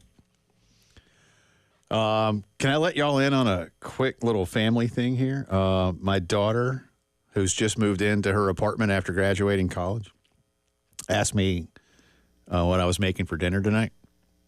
I won't get into all the details. Make me hungry. But she just asked. I'm texting her right now, and she said, "You know, what are you making?" I told her. She said, "Can I come?" So I'm going to tell her that it's going to cost her money. It's going to cost you something. You think she'll believe me? No, absolutely not. You don't strike me as a good liar, Jay Phillips. Thanks, man. Trustworthy character. I think. Do you want to be a good liar? I mean, that's Well, I guess it depends. Like if I'm maybe good enough to pull off a good gag, but I've done that a few times. I've pulled off some gags. I love pulling off a good gag. Yeah. I tried to pull off a April Fool's gag early in my talk show career. I think I had people going, well, some anyway, for maybe about 10 minutes. This is when we were doing the old 6 to 8 p.m. show. Mm-hmm. But I made it real urgent sounding and said that University of South Carolina was changing its nickname from Gamecocks to Spurs. What year would this have been? It's probably like 20 years ago. Okay, so around the time that like a radio prank like that would work really well. So like at my last station, we tried that by leading off our show and telling people Derrick Henry got traded, and didn't work really well at all because people can call your bluff because everybody's got a phone. Yeah. So not quite, yeah, but I got we had emails and stuff for that. We didn't have we didn't like have texts or anything yet, but we did get emails for the show. And about 10 minutes in, I had just one guy that just 2 words on his email was April Fool's. I was like, all right, you got me. I didn't want to take it too far. Yeah, I don't know. I appreciate you saying that. I just texted her. I said it cost her $7 to come. I don't know why I came up with $7. $7? Really lowballing this dinner. Well, I mean, it's shoot for $7. I'll eat dinner with you guys tonight. That's a cheap meal. I ain't getting $7 for a cookout. I just want to see what she would say. Just anything. Like she might take that seriously. Like if I had said 25, and she might come home with $25. Yeah, she's not coming over. So I'm just curious to see what she'll say. She's probably not going to respond, or either that, or somebody's already said your dad's ragging on you on the air. Probably. Or which I'm not ragging on. $7. She might just give you $7 anyway. That's what I'm expecting. That's nothing. Yeah, like good, thanks, Dad. I'll be like, you're welcome. Give me some money. Or I'll even sing it like Spinal Tap. Give me some money. I'll go for better. Speaking of give me some money, what a nice segue that was. Wow, and totally unexpected. Perfect turn. Dan Murphy of ESPN reporting on this, but several media outlets across the country doing this today. Big Perk, Kendrick Perkins, y'all know him, the former NBA champ, along with a business partner, and I love how Dan puts it, Wall Street veteran, Chris Ricciardi. I already know I do not like this person. Wall Street veteran, man. I got to tell you. This person. Yeah, that could go in a number of directions. Have no idea what this guy looks like. I guarantee you he's Michael Douglas. Many positive directions, perhaps, for a Wall Street veteran, but also many negatives. Yes, Gordon Gekko may come to mind first in a lot of people's minds. They have started a new company called Nilly, and it is, of course, a play on NIL. But they are facing a lot of heat because basically their business is going to offer high school and college athletes money up front in exchange for tapping into their name, image, and likeness rights for a minimum of 7 years. Here's the deal. They might offer you, say, anywhere from $25,000 to more than $100,000. And then in return, Nilly gets exclusive rights to use or sell your name, image, and likeness for up to 7 years. And the company and its investors will then get anywhere between 10 and 50% of those earnings during that time period. I'll read verbatim here for a second. Dan writes, while other companies sell investors a stake in athletes' future professional salaries, Nilly says it is the first and currently only company to offer cash advances on college NIL dollars. Several agents, athletic department employees, and others who work in the college sports industry told ESPN they were unaware of any other company that was paying college athletes in exchange for a cut of their NIL earnings.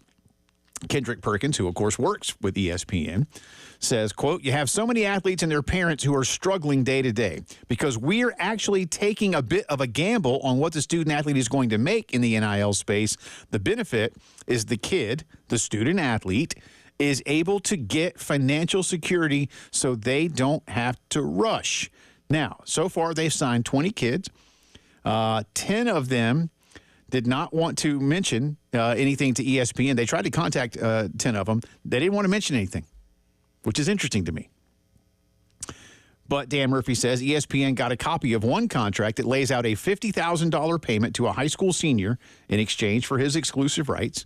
In that contract, Nilly will receive a 25% cut of NIL earnings for the length of the contract or until Nilly earns a total of $125,000, whichever comes first. Mr. Ricciardi, the Wall Street veteran, says the percentage of NIL money that Nilly takes from an athlete can be as high as 50%, and a spokesperson says it can be as low as 10%. Michael Haddix is a company who owns a company, Scout, that provides financial education to college athletic departments. He says, quote, "To me, it feels like you are preying on people who need the capital now and using that to cloud their focus on the future. It feels predatory, and it's capitalizing on young people who need money and haven't thought through the long-term implications." Meanwhile, Dr. Chris Peterson, who is a law professor at University of Utah, says, quote, "These are trashy products designed to take advantage of young kids." Nailed it. It does have a ring of Payday like loan. payday loan. Yeah. It's 1,000% what car it is. loan, what is the title loans and all that, and or even some of these that, hey, you need some money right now, and then the interest rate is like 40%. Oh, they're ridiculous. Yeah. So, now Ricciardi says there's no interest rate, there's no requirement to pay back. It's purely a licensing deal. I would be surprised if those people thought that music advances were high interest loans. The company, by the way, is not obligated to provide help in fulfilling deals. So basically, it's up to you. They'll just give you some money, and then they have your right. Like, well, I mean, at that point, I'm trying to help you out as an agent too, right? To at least get that money back as quickly as possible. Yeah, absolutely. I'd provide a lot of assistance there. Says Courtney Altimus, who has another NIL consulting firm called Advance NIL, says the student athlete, they don't understand until they see the numbers. They're going to have to make their own choices, but we really want to make sure they understand how much they're really paying to get access to that money earlier. Now, Nilly also says if for whatever reason a kid doesn't end up in that 7 years making the money back, they don't have to pay any money back. So therefore, it's not an advance. And I'm thinking, really? So some kid could just go give me $50,000 and then turn out to be a bust, and you don't want anything back? You just lost $50,000? That ain't how that works. So ever. Anywhere. When someone tells you that should be the first instance that your first red flag that pops up. And I know what a lot of you are saying, and listen, on this one, I'm going to pretty much agree. This is not what NIL was intended to be. And this is where things do get very, very problematic. I don't know what the solution is right now. I would urge a young man or a young woman, yes, to please find a real financial expert to guide you in things like this. Schools do this. High schools even. Once you know you've got a kid that is destined for bigger things, and you're the high school coach, the high school athletics director, somebody that stay away from this man. Yeah, or at least, hey, I hear you, but go talk to, and then help them find the right people, because there will be predators everywhere. And this does feel, dare I say, I agree with one of those. It feels predatory. It really does. So, but this is the world we're in. We'll come back and update the poll questions when the postgame show continues.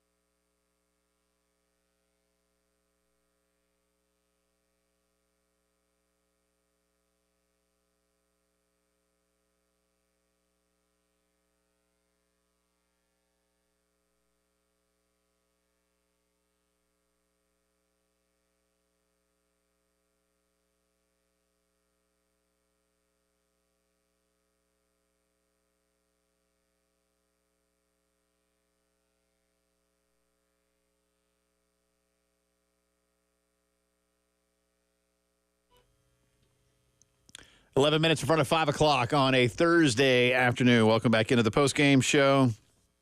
Jay Phillips and Elijah Campbell with you. Do want to remind you that there's a little bit of time left here for today, at least for these community partners, where Terry has been out the last couple of days. Brooklyn Baptist Church across the river, not too far from us here, really in downtown Columbia. Take 378, and Brooklyn's obviously a really big church right there. Great food, by the way, too.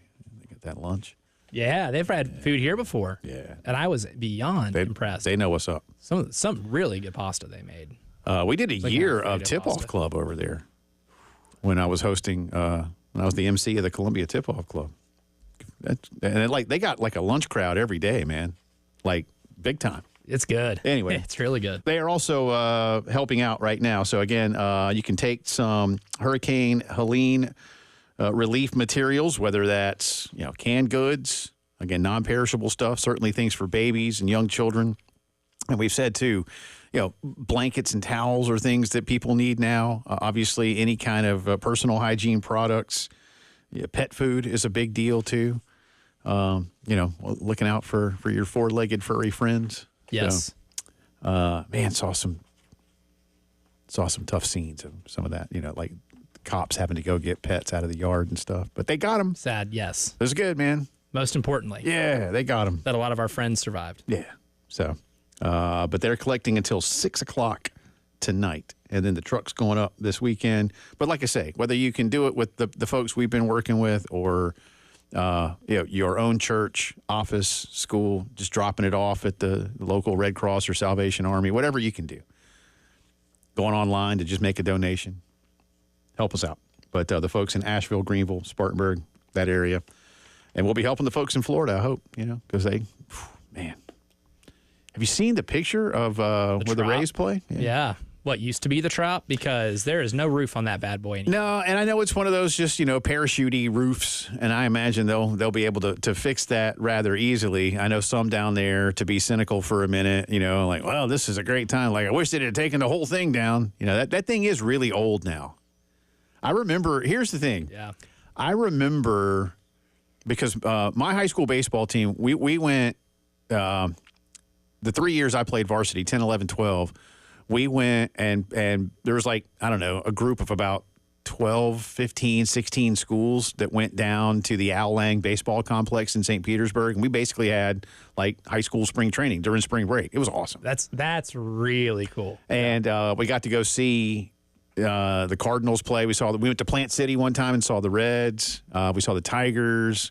Like I said, I got to marvel. It was the spring of '87. I marveled, even though I hate the Mets. Just marveled at getting down on the field at Al Lang Stadium in downtown St. Pete for about an hour and a half before the game. They let us down there, and we were just watching the Mets warm up. I've said it before too, but just watching Gary Carter just throw baseballs from behind the plate to second. And I'm like, man. Seeing what that looks like at field level is different. That 86 Mets team should have been – they're like – a lot like the 85 Bears. They really should have won more than they did, but they had so many problems, Yeah. Well documented. Yeah. Darryl Strawberry. But that was anyway, what I was going to say is I remember when we were driving across the bridge and then we got into St. Pete and saw that place, it had no team, no tenant for years. Not even the Gasparilla Bowl. They built it to lure the White Sox. That was why they went ahead and built a major league ready facility and it rains a lot, so they built a dome. Smart. But they built it to lure the White Sox. And because they the White Sox, old Comiskey was just whatever, and they it's almost like you get St. Pete to build that for you, and then you went and hosed them. And then eventually the Rays come around.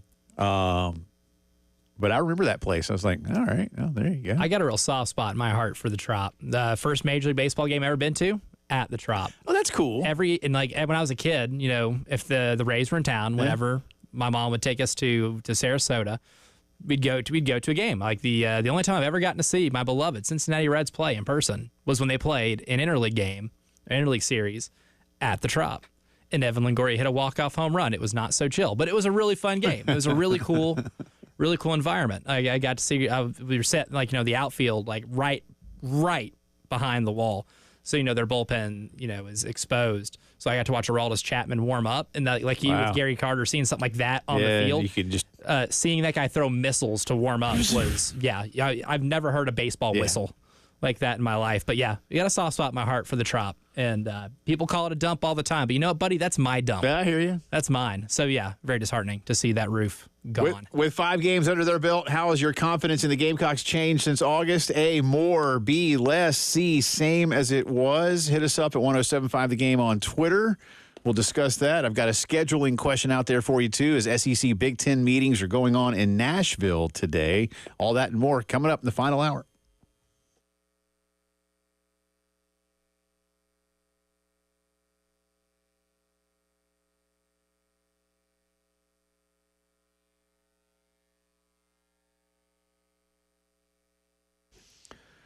Let me tell you about our friends at the Joint Chiropractic Centers, 4 of them in Columbia, and many of them all across the country, hundreds of locations across the country. If you sign up for their monthly plan, then chiropractic centers all around America will know you. If you're traveling for football, business, vacation, need a quick adjustment, the Joint can help you out here in town. They've got 4 convenient locations: Harbison Boulevard, Forest Drive over in Forest Acres, Roberts Branch off Killian in the Northeast, and Sunset Boulevard in Lexington. Local owners Janet and Bob Keene have been around for a long, long time, and they just want you to feel better. Their goal is to improve the overall health of their patients with affordable, convenient chiropractic care, and it'll help you maintain and prevent reoccurring problems. An initial consultation, if you've never been, get some questions answered and see what it can do for you. Just $29, and you never need an appointment at the Joint, and you never have to worry about insurance. So again, check them out online at thejoint.com, and remember, at the Joint, you don't have to feel bad to feel better.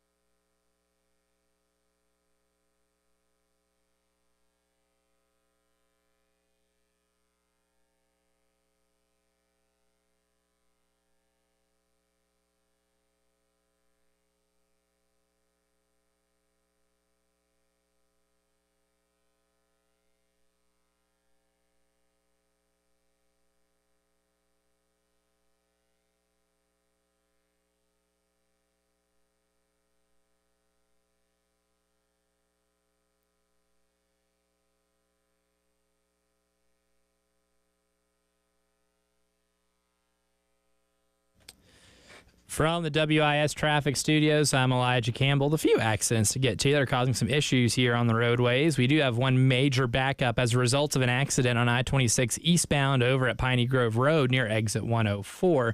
Avoid that if possible. In Richland County, we also have accidents on 20 westbound before Broad River Road and exit 65. One on I-77 northbound at Killian Road near exit 22. And then on Main Street near College Street. Only one accident in Lexington County, it looks like right now, US 378 near Sunset Boulevard, a minor back up there. We did have one accident in Lexington County on 26 eastbound before St. Andrews Road exit, but that one has since been cleared.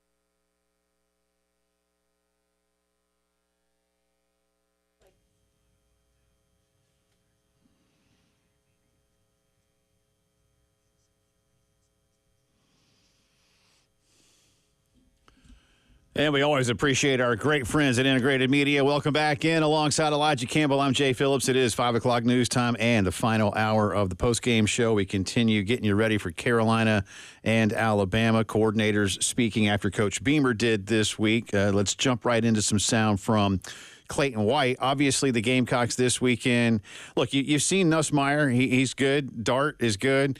Is Milroe the best that you've seen so far? That's probably the prevailing opinion, right? He's the most dynamic that you have seen and will see. And we've talked a lot about the fact that he is the leading Heisman vote getter that returned to college football this season. Here is Clayton White on what he is doing when it comes to prepping for Bama's QB. What do I see? I mean, your first initial thought when you think of Jalen Milroe outside looking in, if you're just watching TV as a regular person, you said you think he's a running quarterback. And then you put on the tape, and then he's a passer. He's a solid quarterback who's unbelievable with the ball in his hand. He does a great job of stepping up and making people miss, and great speed, and has a strong arm and throw the ball probably 60 yards. Standing flat-footed. So I can't imagine how far he can throw it if he steps into it with a great follow-through and release and all that good old quarterback talk. But he's an athlete for sure. He's an athlete. He's a quarterback that's playing athlete. I mean, he's an athlete that's playing quarterback. But it's impressive to watch. Well, if he steps into it, he can throw a football over in the mountains. Though he can throw pigskin, quarter mile. So there's Coach that. would put him in fourth quarter. Would have won state. No doubt in my mind. He's really good. He can throw a pigskin a quarter mile. He's really good, and he's really good when it breaks down too. I think that's one of the things. Last year, a lot of people said, "Well, he's not good in the system. He's just good when it." And I'm like, I've talked about it a bunch from what I saw in my own point of view, and others can look at it in different ways. And I know you've kind of like smirked when I've said this, but last year, that game at USF, I'm telling you, man, Nick went in because they got beat by Texas, and they were running the old offense with Jalen at the helm, and it didn't work because it's not what they were built for. Not just Jalen, that whole offense, because they didn't block well last year. No, Caden Proctor was bad. Like the first 5 or 6 games of the season, and then he turned into an All-American. Yeah, and then sometimes freshmen will be, but they. So the play broke down a lot is the point. They just weren't very good up front. But they're Alabama, so they were still winning games and they could defend. But against USF, Nick said, we're going to scrap everything we done. They had a 1-week spring, and summer, and drills for the USF Bulls. They won a very ugly game in the rain in Tampa. And from that point forward, they didn't lose again until the playoff. And they beat Georgia in the SEC championship game. They're really good. He's really good. And now that they've gotten better with what they're doing under Kalen, I know last week's an anomaly. They listen. It really is. They didn't. I'm sorry, and it is on Kalen, but the players have to understand it too. But when it got to 23-21, Bama should have won the game. But they treated it like the third scrimmage of spring ball. And they were really undisciplined. They were up there. We're in Nashville. Woohoo! We're the bachelorette party. Yeah, they were like waiting to go to the bachelorette party after the game. Dude, I'm telling you, I don't think we will ever, like I was telling you last week, we were talking about Ole Miss and Kentucky. Very rarely do you outgain your opponent by 2 yards per play and lose the game. Yeah. Alabama had 3 more yards per play than Vanderbilt and lost the game. You shouldn't lose games when, a quarter of your plays are explosive plays on offense. You ran in a machine that day and still lost. I'm going to give Vandy all the credit Vandy deserves. Yeah. Because they played Vandy, a perfect game. They did, man. They did everything. I think they only had 3 penalties for like 20 yards. Again, they were fantastic on third down. 0 turnovers. They didn't turn the ball over. They were just they played a terrific football game, and they deserved to win. I don't want to say they didn't deserve to win. They do, but it's still a huge anomaly. It's It's still a fluky result. Yeah, I think that is. It's still very fair to say that. But it's very fluky. I'm a big fan of Jalen Milroe. I'm a big fan. He impressed the heck out of me last season, and he's still got to play another year. He's really good. More from Clayton White, and this is something that I want y'all to hear. Elijah and I, and we talked with Jordan Kay of the State Paper earlier, and once we were done with Jordan, we were talking defense to end the interview, and Elijah and I came back and asked, not necessarily a rhetorical question, but at what point are you asking this Gamecock defense to do more than it's capable of? And it is capable of doing a lot. But when you look at a game like last week, at some point your offense just has to help you out here. But you know what this October's like. You got 3 high-powered teams. I know Oklahoma's underachieving relative to typical expectation, and yes, Bama's coming off that loss. But the Gamecocks were heavy underdogs against Ole Miss, heavier underdogs against Alabama, and newsflash, they're going to be underdogs when they go to Norman next week. Here's Clayton on just trying to keep his defense on track this month. That's a good one. I will say our guys all have high expectations and big aspirations to go do bigger and better things outside of life and football too. And to me, this is just an example of. And they always say if you want to be the best, you got to beat the best. And this kind of what the month of October is. You get to kind of, as a player, I've been in this shoes before when I was in the ACC playing growing up. And when we played certain teams, whatever, when the Seminoles came to town, that was a big ACC football game. So I know the feeling that they have. So it doesn't take a lot of motivation from a coach to get you ready for most of the games in the SEC. So it's not a lot of speeches that you have to have this week. You're playing Alabama, okay? So, but our guys, when you present them with information, you can just see how intense they are in regards, and it should be this way every week. I know that, but it's just we're talking about 18 to 22-year-olds, and us as coaches are the ones that have to adjust to them every year. But I think those guys are highly motivated, and this helps us motivating them throughout the year. So each week it'll get easier and easier. They understand this is the SEC. So they also could have chose other conferences to go to. When you come to this conference, this is what it's going to be like about 10 out of 12 times for sure. Listen, I one thing that I really latch on to in there, and he mentioned when he was growing up and when FSU came to town. Look, there are 80 to 100 kids that play for Bama. There are 80 to 100 kids that play for Oklahoma. And there are thousands that do not. And you get to go there. And you get to try to do your best to win there, and it is very hard. Yeah, you have to find those little places as a coach where you can use that as motivation and say, all right, here's your chance. Here's one of the premier stages, and these next 2 are 2 of the great venues in college football. Mm-hmm, certainly, you get your opportunity, but it is going to be tough. But this defense is already tasked with doing a lot for this football team. But, and that's why I said I really don't have any massive criticisms of anything they did last week. A couple things here or there. Again, you're going to have a busted play from time to time or something like that.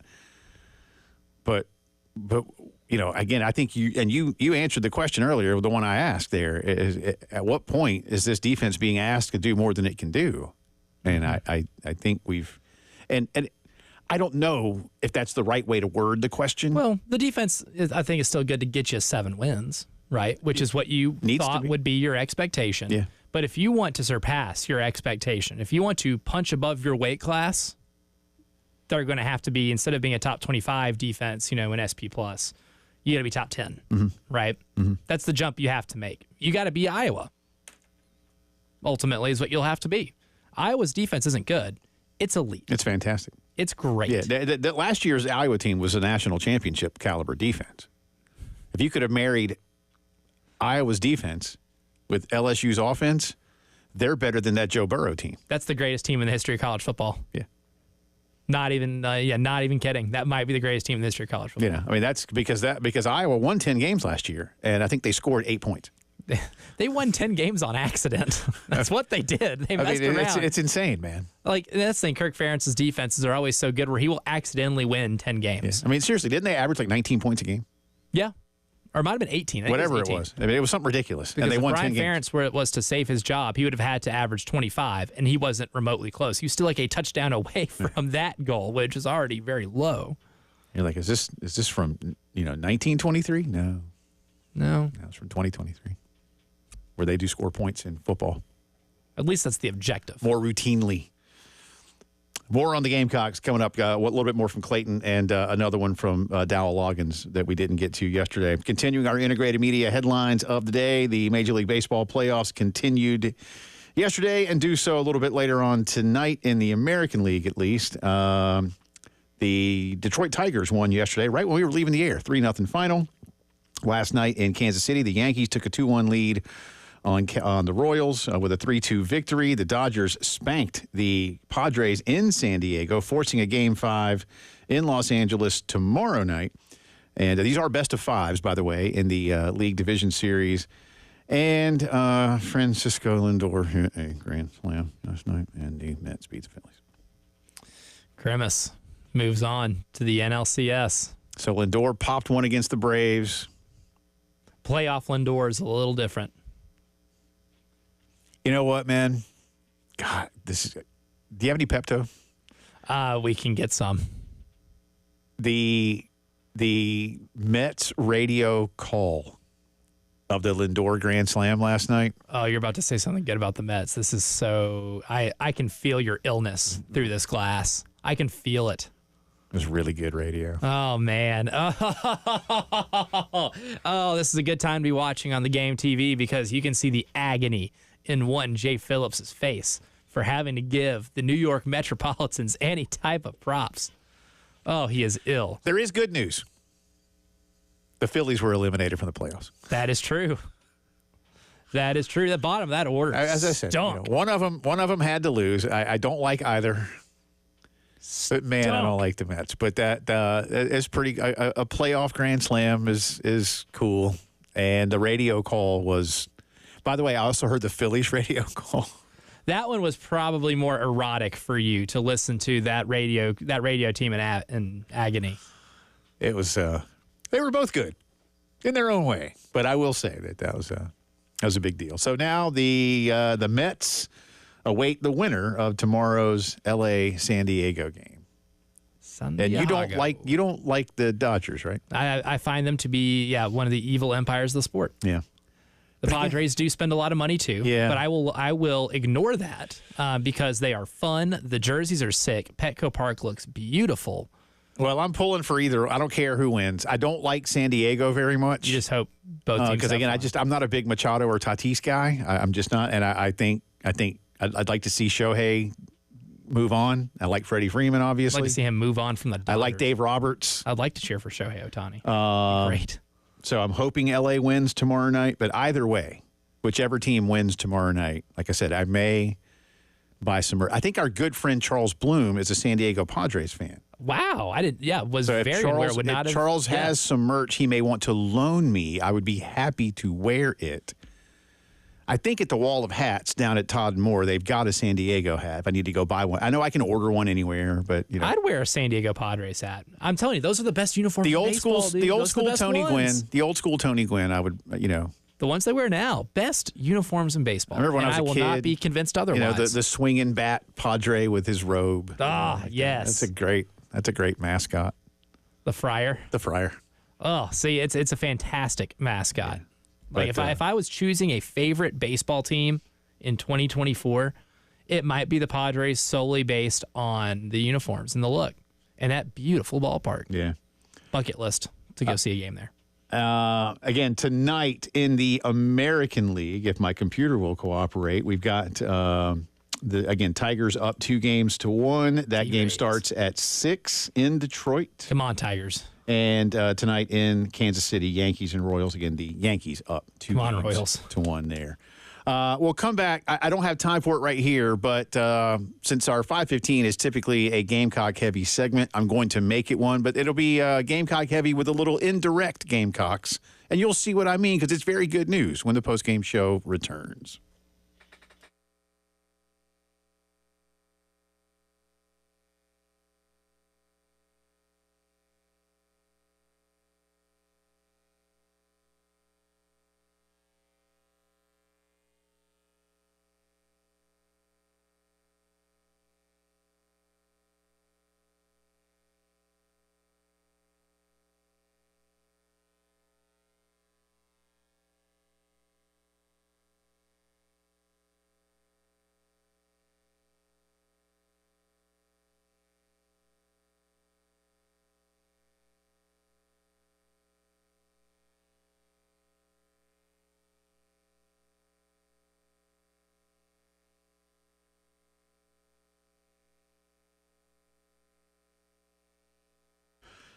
Guys, as we age a little bit, you feel a little bit off. Could be physically, could be mentally, could be both, right? Physiologically, as they like to say in science class. Well, if you're not feeling like yourself and you're wondering why, and you say, this didn't used to be this way, don't wait for it to change. Don't think it's simply going to go away, because, it's not.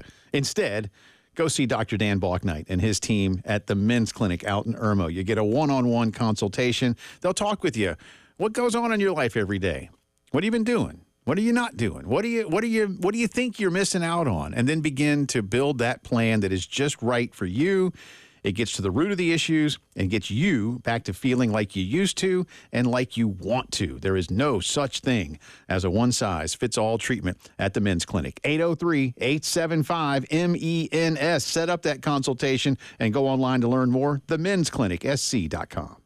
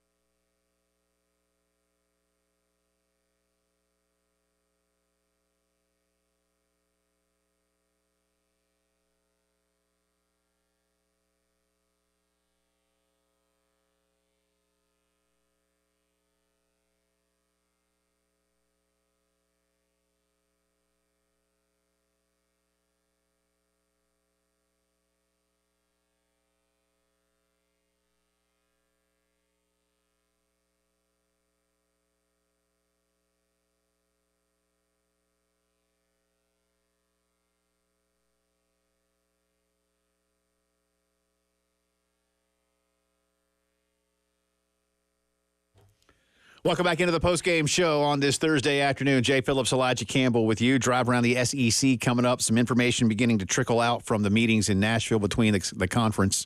That is the Southeastern Conference, of course, because it's a drive around the SEC. And the Big Ten. The commissioners and the ADs from all of the schools were in Music City. And now they're going, what's one of those? I didn't go to any of the famous honky-tonks. That's really just not my thing. There's one that's just really worth going to, and the other ones, are some overrated, but they're probably going there. Robert's Western World's the best one. Okay. You think that's where they're going? Gotta be. Right. Greg Sankey strikes me as a Robert's Western World going guy. Yeah? He can appreciate the classics. Okay. They played nothing but the classics of that one. Because Greg he went to Syracuse, right? I think that's where he went to school. Not even from here. No. Neither was Mike Slive. You know what Mike Slive was? Awesome. Mike Slive ruled. That man was genius. I'm so serious. The SEC's had a good string of influential commissioners. Greg Sankey is he's awesome, man, and brilliant. I mean, he really is. All right, let's get into this. Before I get into anything more on the Gamecocks, if you did not hear, very good news. Maybe expected, I suppose. Elijah, you're the resident New Orleans Saints fan, but if you have not yet heard, head coach Dennis Allen has named Spencer Rattler the starter for the Saints when they host the Buccaneers on Sunday. Now, Derek Carr is out with a strained oblique. He is week to week, says Coach Allen. But at this point, it is Spencer's job to get started over Jake. How do you say his name? Haener. Making sure I got that right. Like hater, but with an N where the T is. So this is a big deal. Before I let Elijah blend many different views on Spencer Rattler, we got a couple of cuts here. Here's Dennis Allen. First off, just naming Spencer the number one guy for now. I'm sure you guys are all going to be wondering who's going to be the quarterback. Spencer Rattler will be the quarterback for this game. We talked a lot as a staff about what we felt like was the best thing for us and give us the best chance to win the game. That was the decision that we made, and we're excited about him getting an opportunity to go in there, and we'll let him go play and see what he can do. There you go. Before, again, any more comments? One more. This is just more in-depth on how they arrived at the decision to name Spencer the number one guy. We just internally, talked a lot about it and felt like, in this particular game that he was going to give us the best chance to win. Both him and Jake both have been practicing extremely hard, preparing to be the starter. It was kind of the conversation that we had at the beginning of the year that, Jake would be the two to start, but there wasn't going to be any, there's really basically going to be kind of a week-to-week deal. And we just felt like for this game, was going to give us the best opportunity. All right, Elijah, again, not only are you a longtime New Orleans Saints fan, you've covered South Carolina football for a few seasons now. You've seen Spencer do what he did here. I know, follow what he was doing through the draft and into the summer. So give us your take on why you believe he is the guy over Jake Haener, who had been the number two and came in for Derek Carr the other day. Yeah, I mean, Spencer Rattler's career arc, I think, is just fascinating. From where he's taken some adversity, and I thought he has handled that adversity really well. And that's one thing you got to be able to do in the NFL. And the way he kind of carried himself here in Columbia and took the best advantage of a second shot has to make you feel really good if you're a Saints fan like myself, that he's not going to get discouraged if he gets in there and gets rattled a little bit, right? Or, he gets sacked a couple times. Like, look, I saw what that guy did and some of the numbers he put up in games with an offensive line that was pieced together by Elmer's glue, right? Not Gorilla Glue. Not even Elmer's glue, man, like the knockoff Elmer's. Just like the weakest level adhesive, like Post-it notes, right? Like that. It was all posted together like that, and he still put up really good passing numbers and an offense that still moved the ball down the field when it needed to. And we saw some really explosive games from a team that just did not have a healthy or productive offensive line. That's really hard to do. The arm talent is clearly there. There's not a lot of throws that he cannot make. I think Jake Haener is maybe a little more limited with his arm. I think, Spencer Rattler is just the overall better quarterback. As much as I like Jake Haener, respect Jake Haener, Doing what he did at Fresno State isn't very easy, and he comes from a long line of really good Fresno State quarterbacks. Yeah. It's really weird to even think that, the New Orleans Saints, 2/3 of their quarterback room is from Fresno State. Right. But I agree with Dennis Allen. That's something I'm not saying very frequently, if ever, that Spencer Rattler is going to give them the best chance to win. I think he's just the more competent passer. I can see them moving the ball a lot easier with him as opposed to Jake Haener. Mike Evans, great about it. We talked about it yesterday, too, for whatever it's worth, and it's probably very little, but it is a big deal in terms of the emotional part. But Mike Evans has come out and said, yeah, we know we're playing for something bigger as Buccaneers than we typically do. So that gets thrown into the mix here. Very inspiring. I still hope they get crushed. Yeah, no, I get it. All right, so for Gamecock fans that are interested and now become a little more interested in the short term, at least, with the Saints, what does the rest of this offense look like to support Spencer? What I really like is you got a great deep threat. Like Rashid Shaheed's been probably one of the best efficient deep threats in all of the NFL right now. The guy has stupid speed. And really, the most explosive plays the Saints have been able to come up with this year, most of them come by way of Rashid Shaheed lining up in the slot and taking a nickel corner the distance, and Derek Carr just airing that sucker out and him being able to outrun the corner by several yards and basically walk into the end zone on a few of those plays. Like that's going to help a lot in a similar way that Spencer had Xavier Legette last year. Mm-hmm. What I think the emphasis is going to end up being, too, I think they're going to try to force feed Chris Olave a lot. He only had 2 catches against the Chiefs on Monday night for 10 yards. That guy is an incredible wide receiver. He's a big deal. Yeah. You got weapons. Yeah. You have weapons all over the field. And I like the tight end position. I like Juwan Johnson as a tight end. Foster Moreau is a tight end, really solid, good easy buttons there on offense. Alvin Kamara has had a really good year, was awful against the Chiefs, but Alvin Kamara gives you a resemblance of a running game that could be good enough to win here in these next few weeks. The only issue the Saints right now is the offensive line isn't very good. But you know what I saw Spencer Rattler do at South Carolina? Play really well with an offensive line that wasn't helping him out much. So I already have a good sample size of what that can look like. That makes me feel confident that the Saints can at least be able to score enough points to beat the Buccaneers. I don't know if they do it, but I can see them still really hanging in there and giving Tampa all they can handle. Well, the ball game comes up on Sunday afternoon. It is at 1 o'clock. And if you will bear with me for just 1 second, it is Tampa minus 3.5 on the road. Both teams 1-1 in the division. Tampa 3-2, the Saints 2-3. So there you go. A 3-game losing streak. Yeah. And for what it's worth, the FPI, actually the FPI has a slight, because it's the NFL, there's like a 1% chance of a draw. Honestly, that might be high in terms of what your average draw chances are. Yeah, it's about 40% for New Orleans to win the game. So we'll see. But congratulations to Spencer for getting his first NFL start, and let's see where this takes him.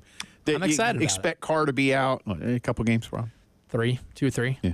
I hope not because of his health. I hope it's more because I hope Spencer Rattler goes out there and lights it up. I hear you. Good stuff. All right, come back on the other side. Drive around the SEC. Again, the Big Ten and the Southeastern Conference leadership all meeting today in Nashville. We do have some information on what it is they discussed about the future of football and, to some extent, other sports. We'll give you that when the postgame show returns.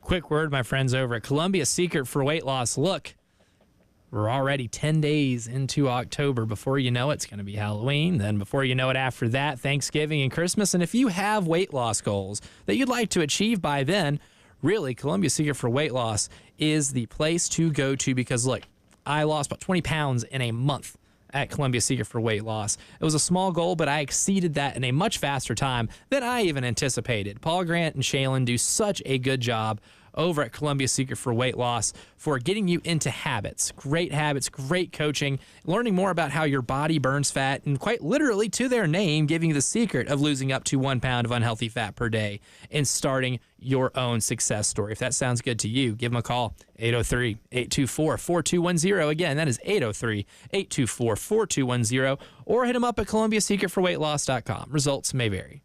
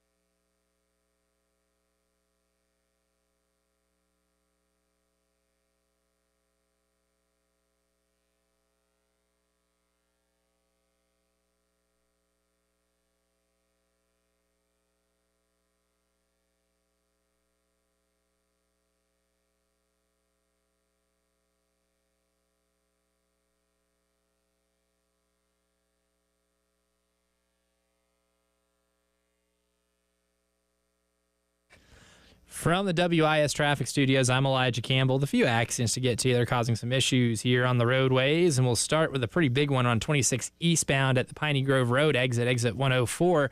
Traffic has been moving pretty slowly there for the last few hours. Avoid that if all possible. Still have some other active accidents in Lexington County, one on Longs Pond Road at I-20, and the other one on US 378 near Sunset Boulevard. Lastly, we have an accident causing some minor traffic backup over on 20 eastbound. That's over at I-77 near exit 76A.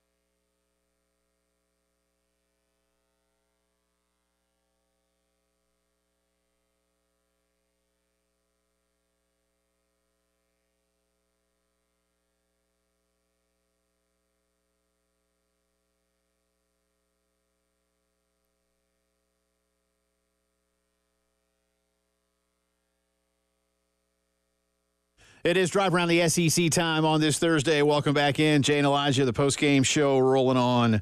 Looking ahead real quick to tomorrow's program.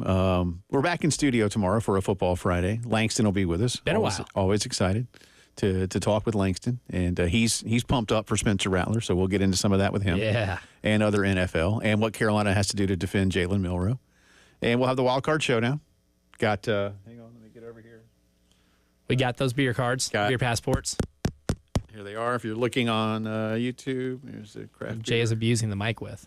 craft beer passports that are, at least one of them could be a prize. But Elijah is doing all he can to keep y'all from winning, man. I'm trying to hoard these things, man. You're going to be like the way people talk about, like Patrick Mahomes. Like, there was a time when they liked you and you were cool. Yeah, and then you started winning a lot, and then you're not fun anymore, man. Yeah, I've become too predictable by predicting too well. But you are 9-1 in your last 10. That, my friends, call a heater. Meanwhile, I think I'm like on an absolute tear. 4-6 in my last 10, which is not good. That's how I'm able to mount such a hefty comeback here. Yeah, what's that old elevator thing? Ships passing in the night, as it were. Ah, ships. Great Barry Manilow song. Oh, Barry, I know the American Bandstand song. That's one of his worst ones. I think that's one. My mom used to listen to Barry Manilow, but I got to be honest with you, Your mom's a fan of Low? Yeah. That I'm not going to lie to you, big Barry guy. Yeah, okay. Big Barry guy. I've seen him in person several times. He's a superstar. So he is. There's that. Created the State Farm jingle. He wrote some other stuff that we don't know about. He wrote a lot of commercial jingles, man. Yeah. Wizard. Sorry. Well, more Barry Manilow in the fourth hour. Oh, I can do the 4th, 5th, and 6th hour on Barry Manilow. I'll do it. You think I'm joking? And No. A lot of people are listening to this. No, I don't. Probably think I'm joking. No. My brother in Christ, I have been to a Barry Manilow concert where me and my best friend Matt were the only people under the ages of 50 there, and it was the time of our lives. We were 21 years old. Not even kidding. All right, it's cool. I'll have to wear, if I can still fit into it, my Barry Manilow shirt. one of them. I got merch, buddy. It's not a phase. Seeing you standing up holding your lighter while Mandy is being sung. Oh, yes. So there's there's Mandy, Take me back. American Bandstand, Copacabana. I know that one. That was a big hit. I can't hear Tua Tagovailoa's name now without putting it to the tune of Copacabana. All right, that's fun. All right. Anyway, let's get back to it here. Greg Sankey, Tony Petitti addressed the media today. I don't know what hotel they were in. I can't tell if this is the same hotel we were in downtown Nashville for media days a couple of summers ago. But y'all, they got them behind like a regular old table. Looks like they got the table from the Motel 6. Yeah, like just a table, like a folding table. That's what they got. But they did address the media, at least those that are assembled. Greg Sankey saying they did not. I don't have any audio yet. This is just coming down to us. And within the last few minutes, I'm reading from Ross Dellinger's Twitter feed. Says they did not make any decisions today on the future of the college football playoff format.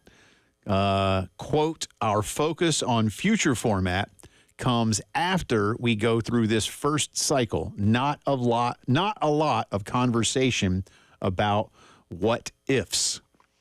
On any joint scheduling partnership, Greg Sankey said, quote, we had real general conversation about what ifs in football and basketball and talked briefly about other sports.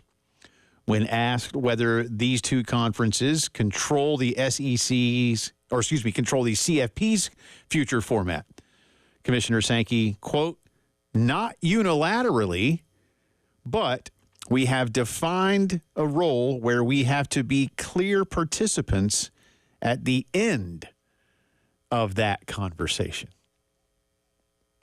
Now all of a sudden, so this has gone from like just kind of walking up, and then that one's kind of a flex. That's a flex. Tony Petitti asked about some of the Super League stuff that's out there. Quote, I have yet to see anything in any plan that we couldn't do ourselves.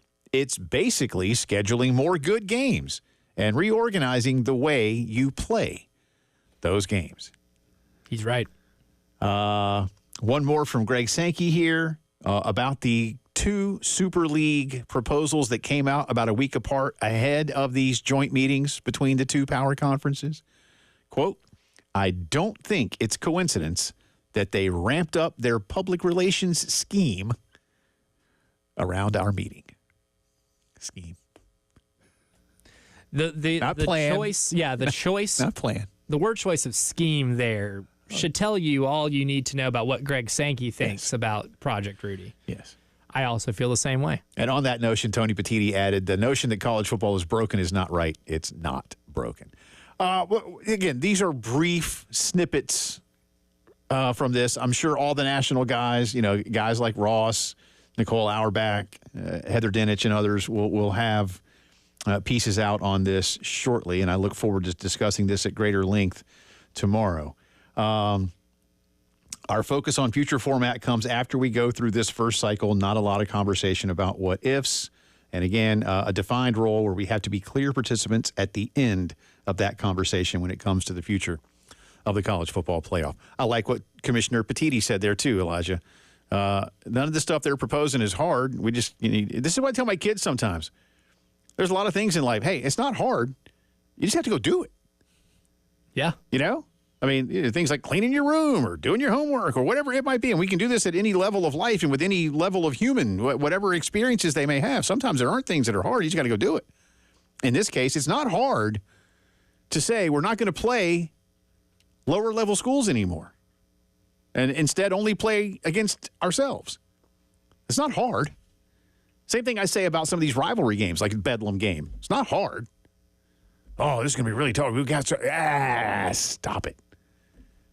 Just got to do it. Buy out the lower level team and play the bleeping game. This is not hard. Convenience. Do we get there? Do we get? And I have a whole question about that I'll get to in a second.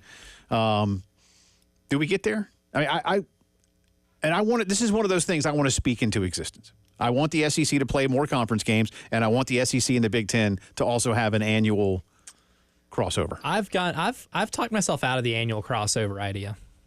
Why? I don't think I like it. Why? Because you know what? If we're going to have 3/4 of the college football playoff be from these two conferences, I don't want rematches. Okay, fair.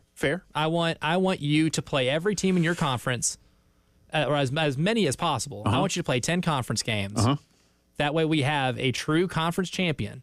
We can truly determine who the best teams are in these leagues, and then we can have our crossover in the college football playoff. Focus on seeding teams in a way where we can get those matchups in the first round and get as many of those in there as possible. Because, look, it's inevitable. Whenever the playoff expands as well, the SEC and the Big Ten are going to hoard as many spots in that as possible, and they will use all of the power, the flexing power they have, to get as many of those spots as possible with the lobbying from their television partners, Fox and ESPN. That's how this is going to work. That is how this is going to go down. I personally love the college football regular season, even if with the amount of big games that we have now. But I don't want to see, let's use Southern Cal and LSU, for instance. They played earlier this year. I don't know how interested I am to see a rematch, but I would be very interested to see them play like Oregon for the first time. Yeah.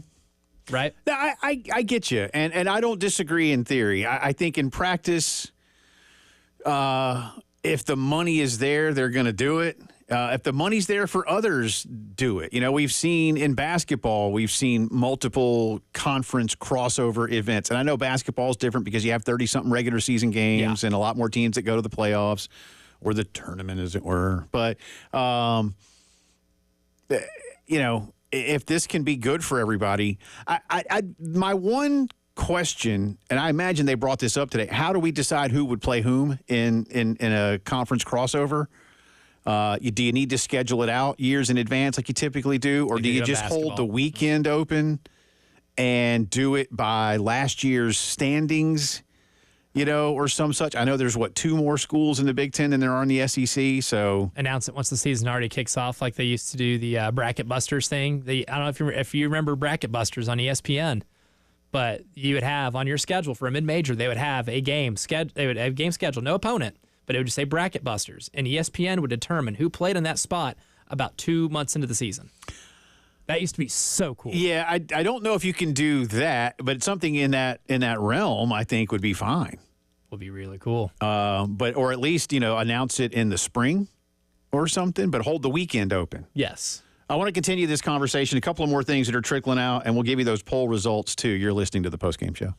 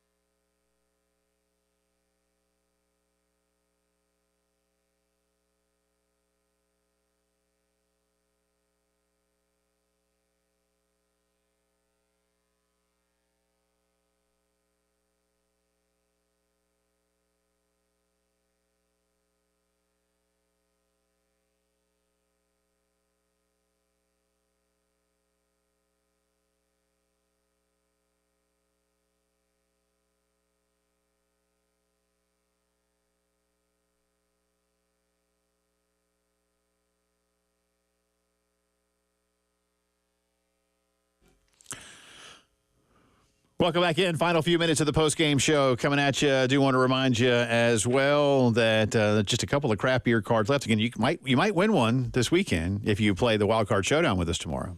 But if not, then you can still get one for a great value of only $79, and it'll get you $360 in craft beer deliciousness. I love craft beer deliciousness. Yep. There's 12 locations, $30 per.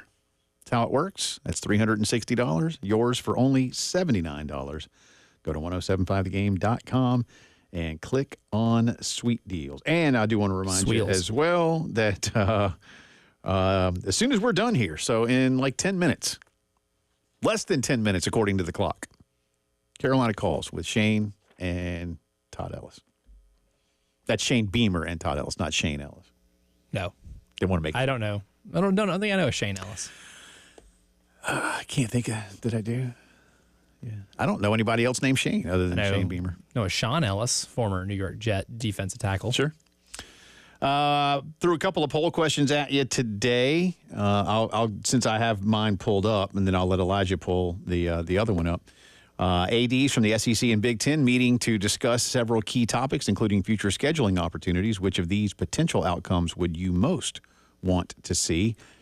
This is really from an SEC perspective. 8 SEC games plus 1 versus the Big Ten. 9 SEC games plus 1 versus the Big Ten. Both play 10 conference games, meaning no crossover.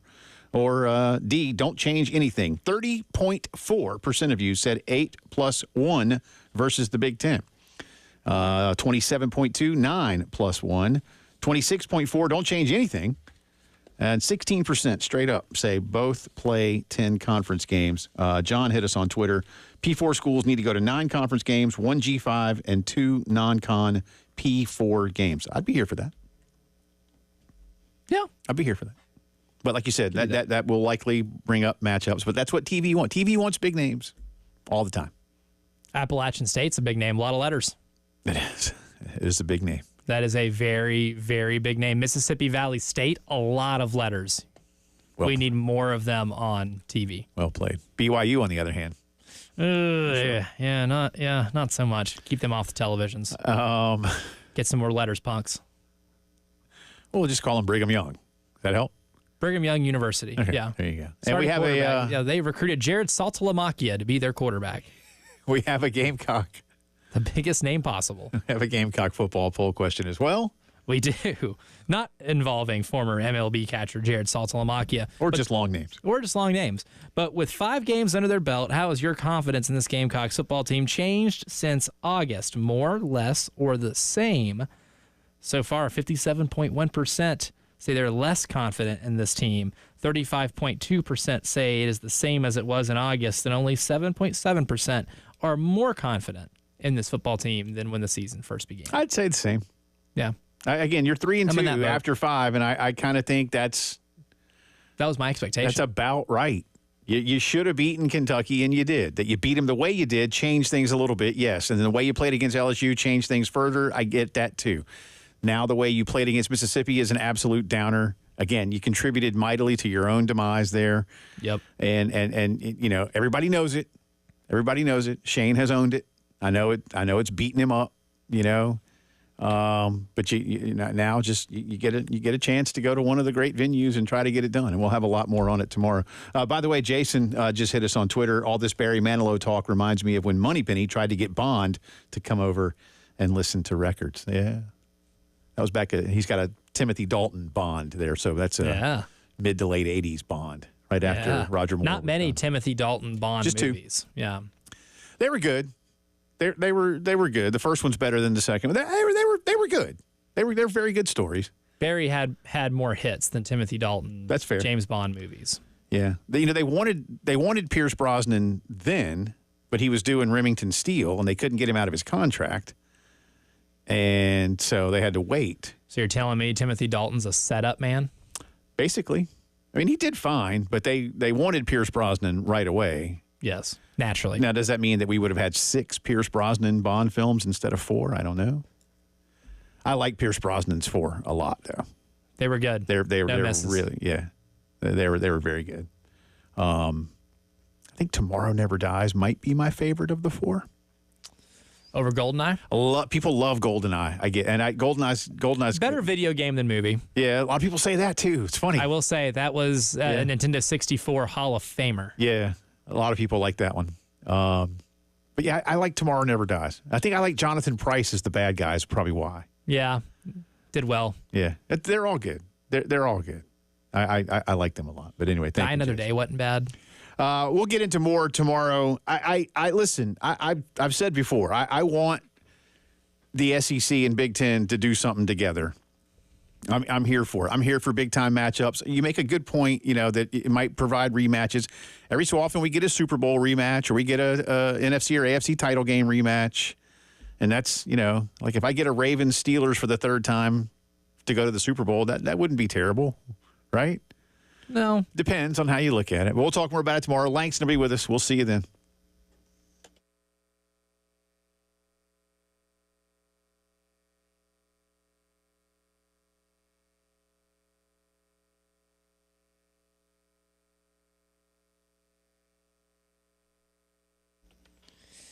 Big football game tonight. You can get in on that action, and any takes that you have, you can profit off of that with our friends over at Prize Picks. Prize Picks, the #1 daily fantasy sports app, my favorite daily fantasy sports app.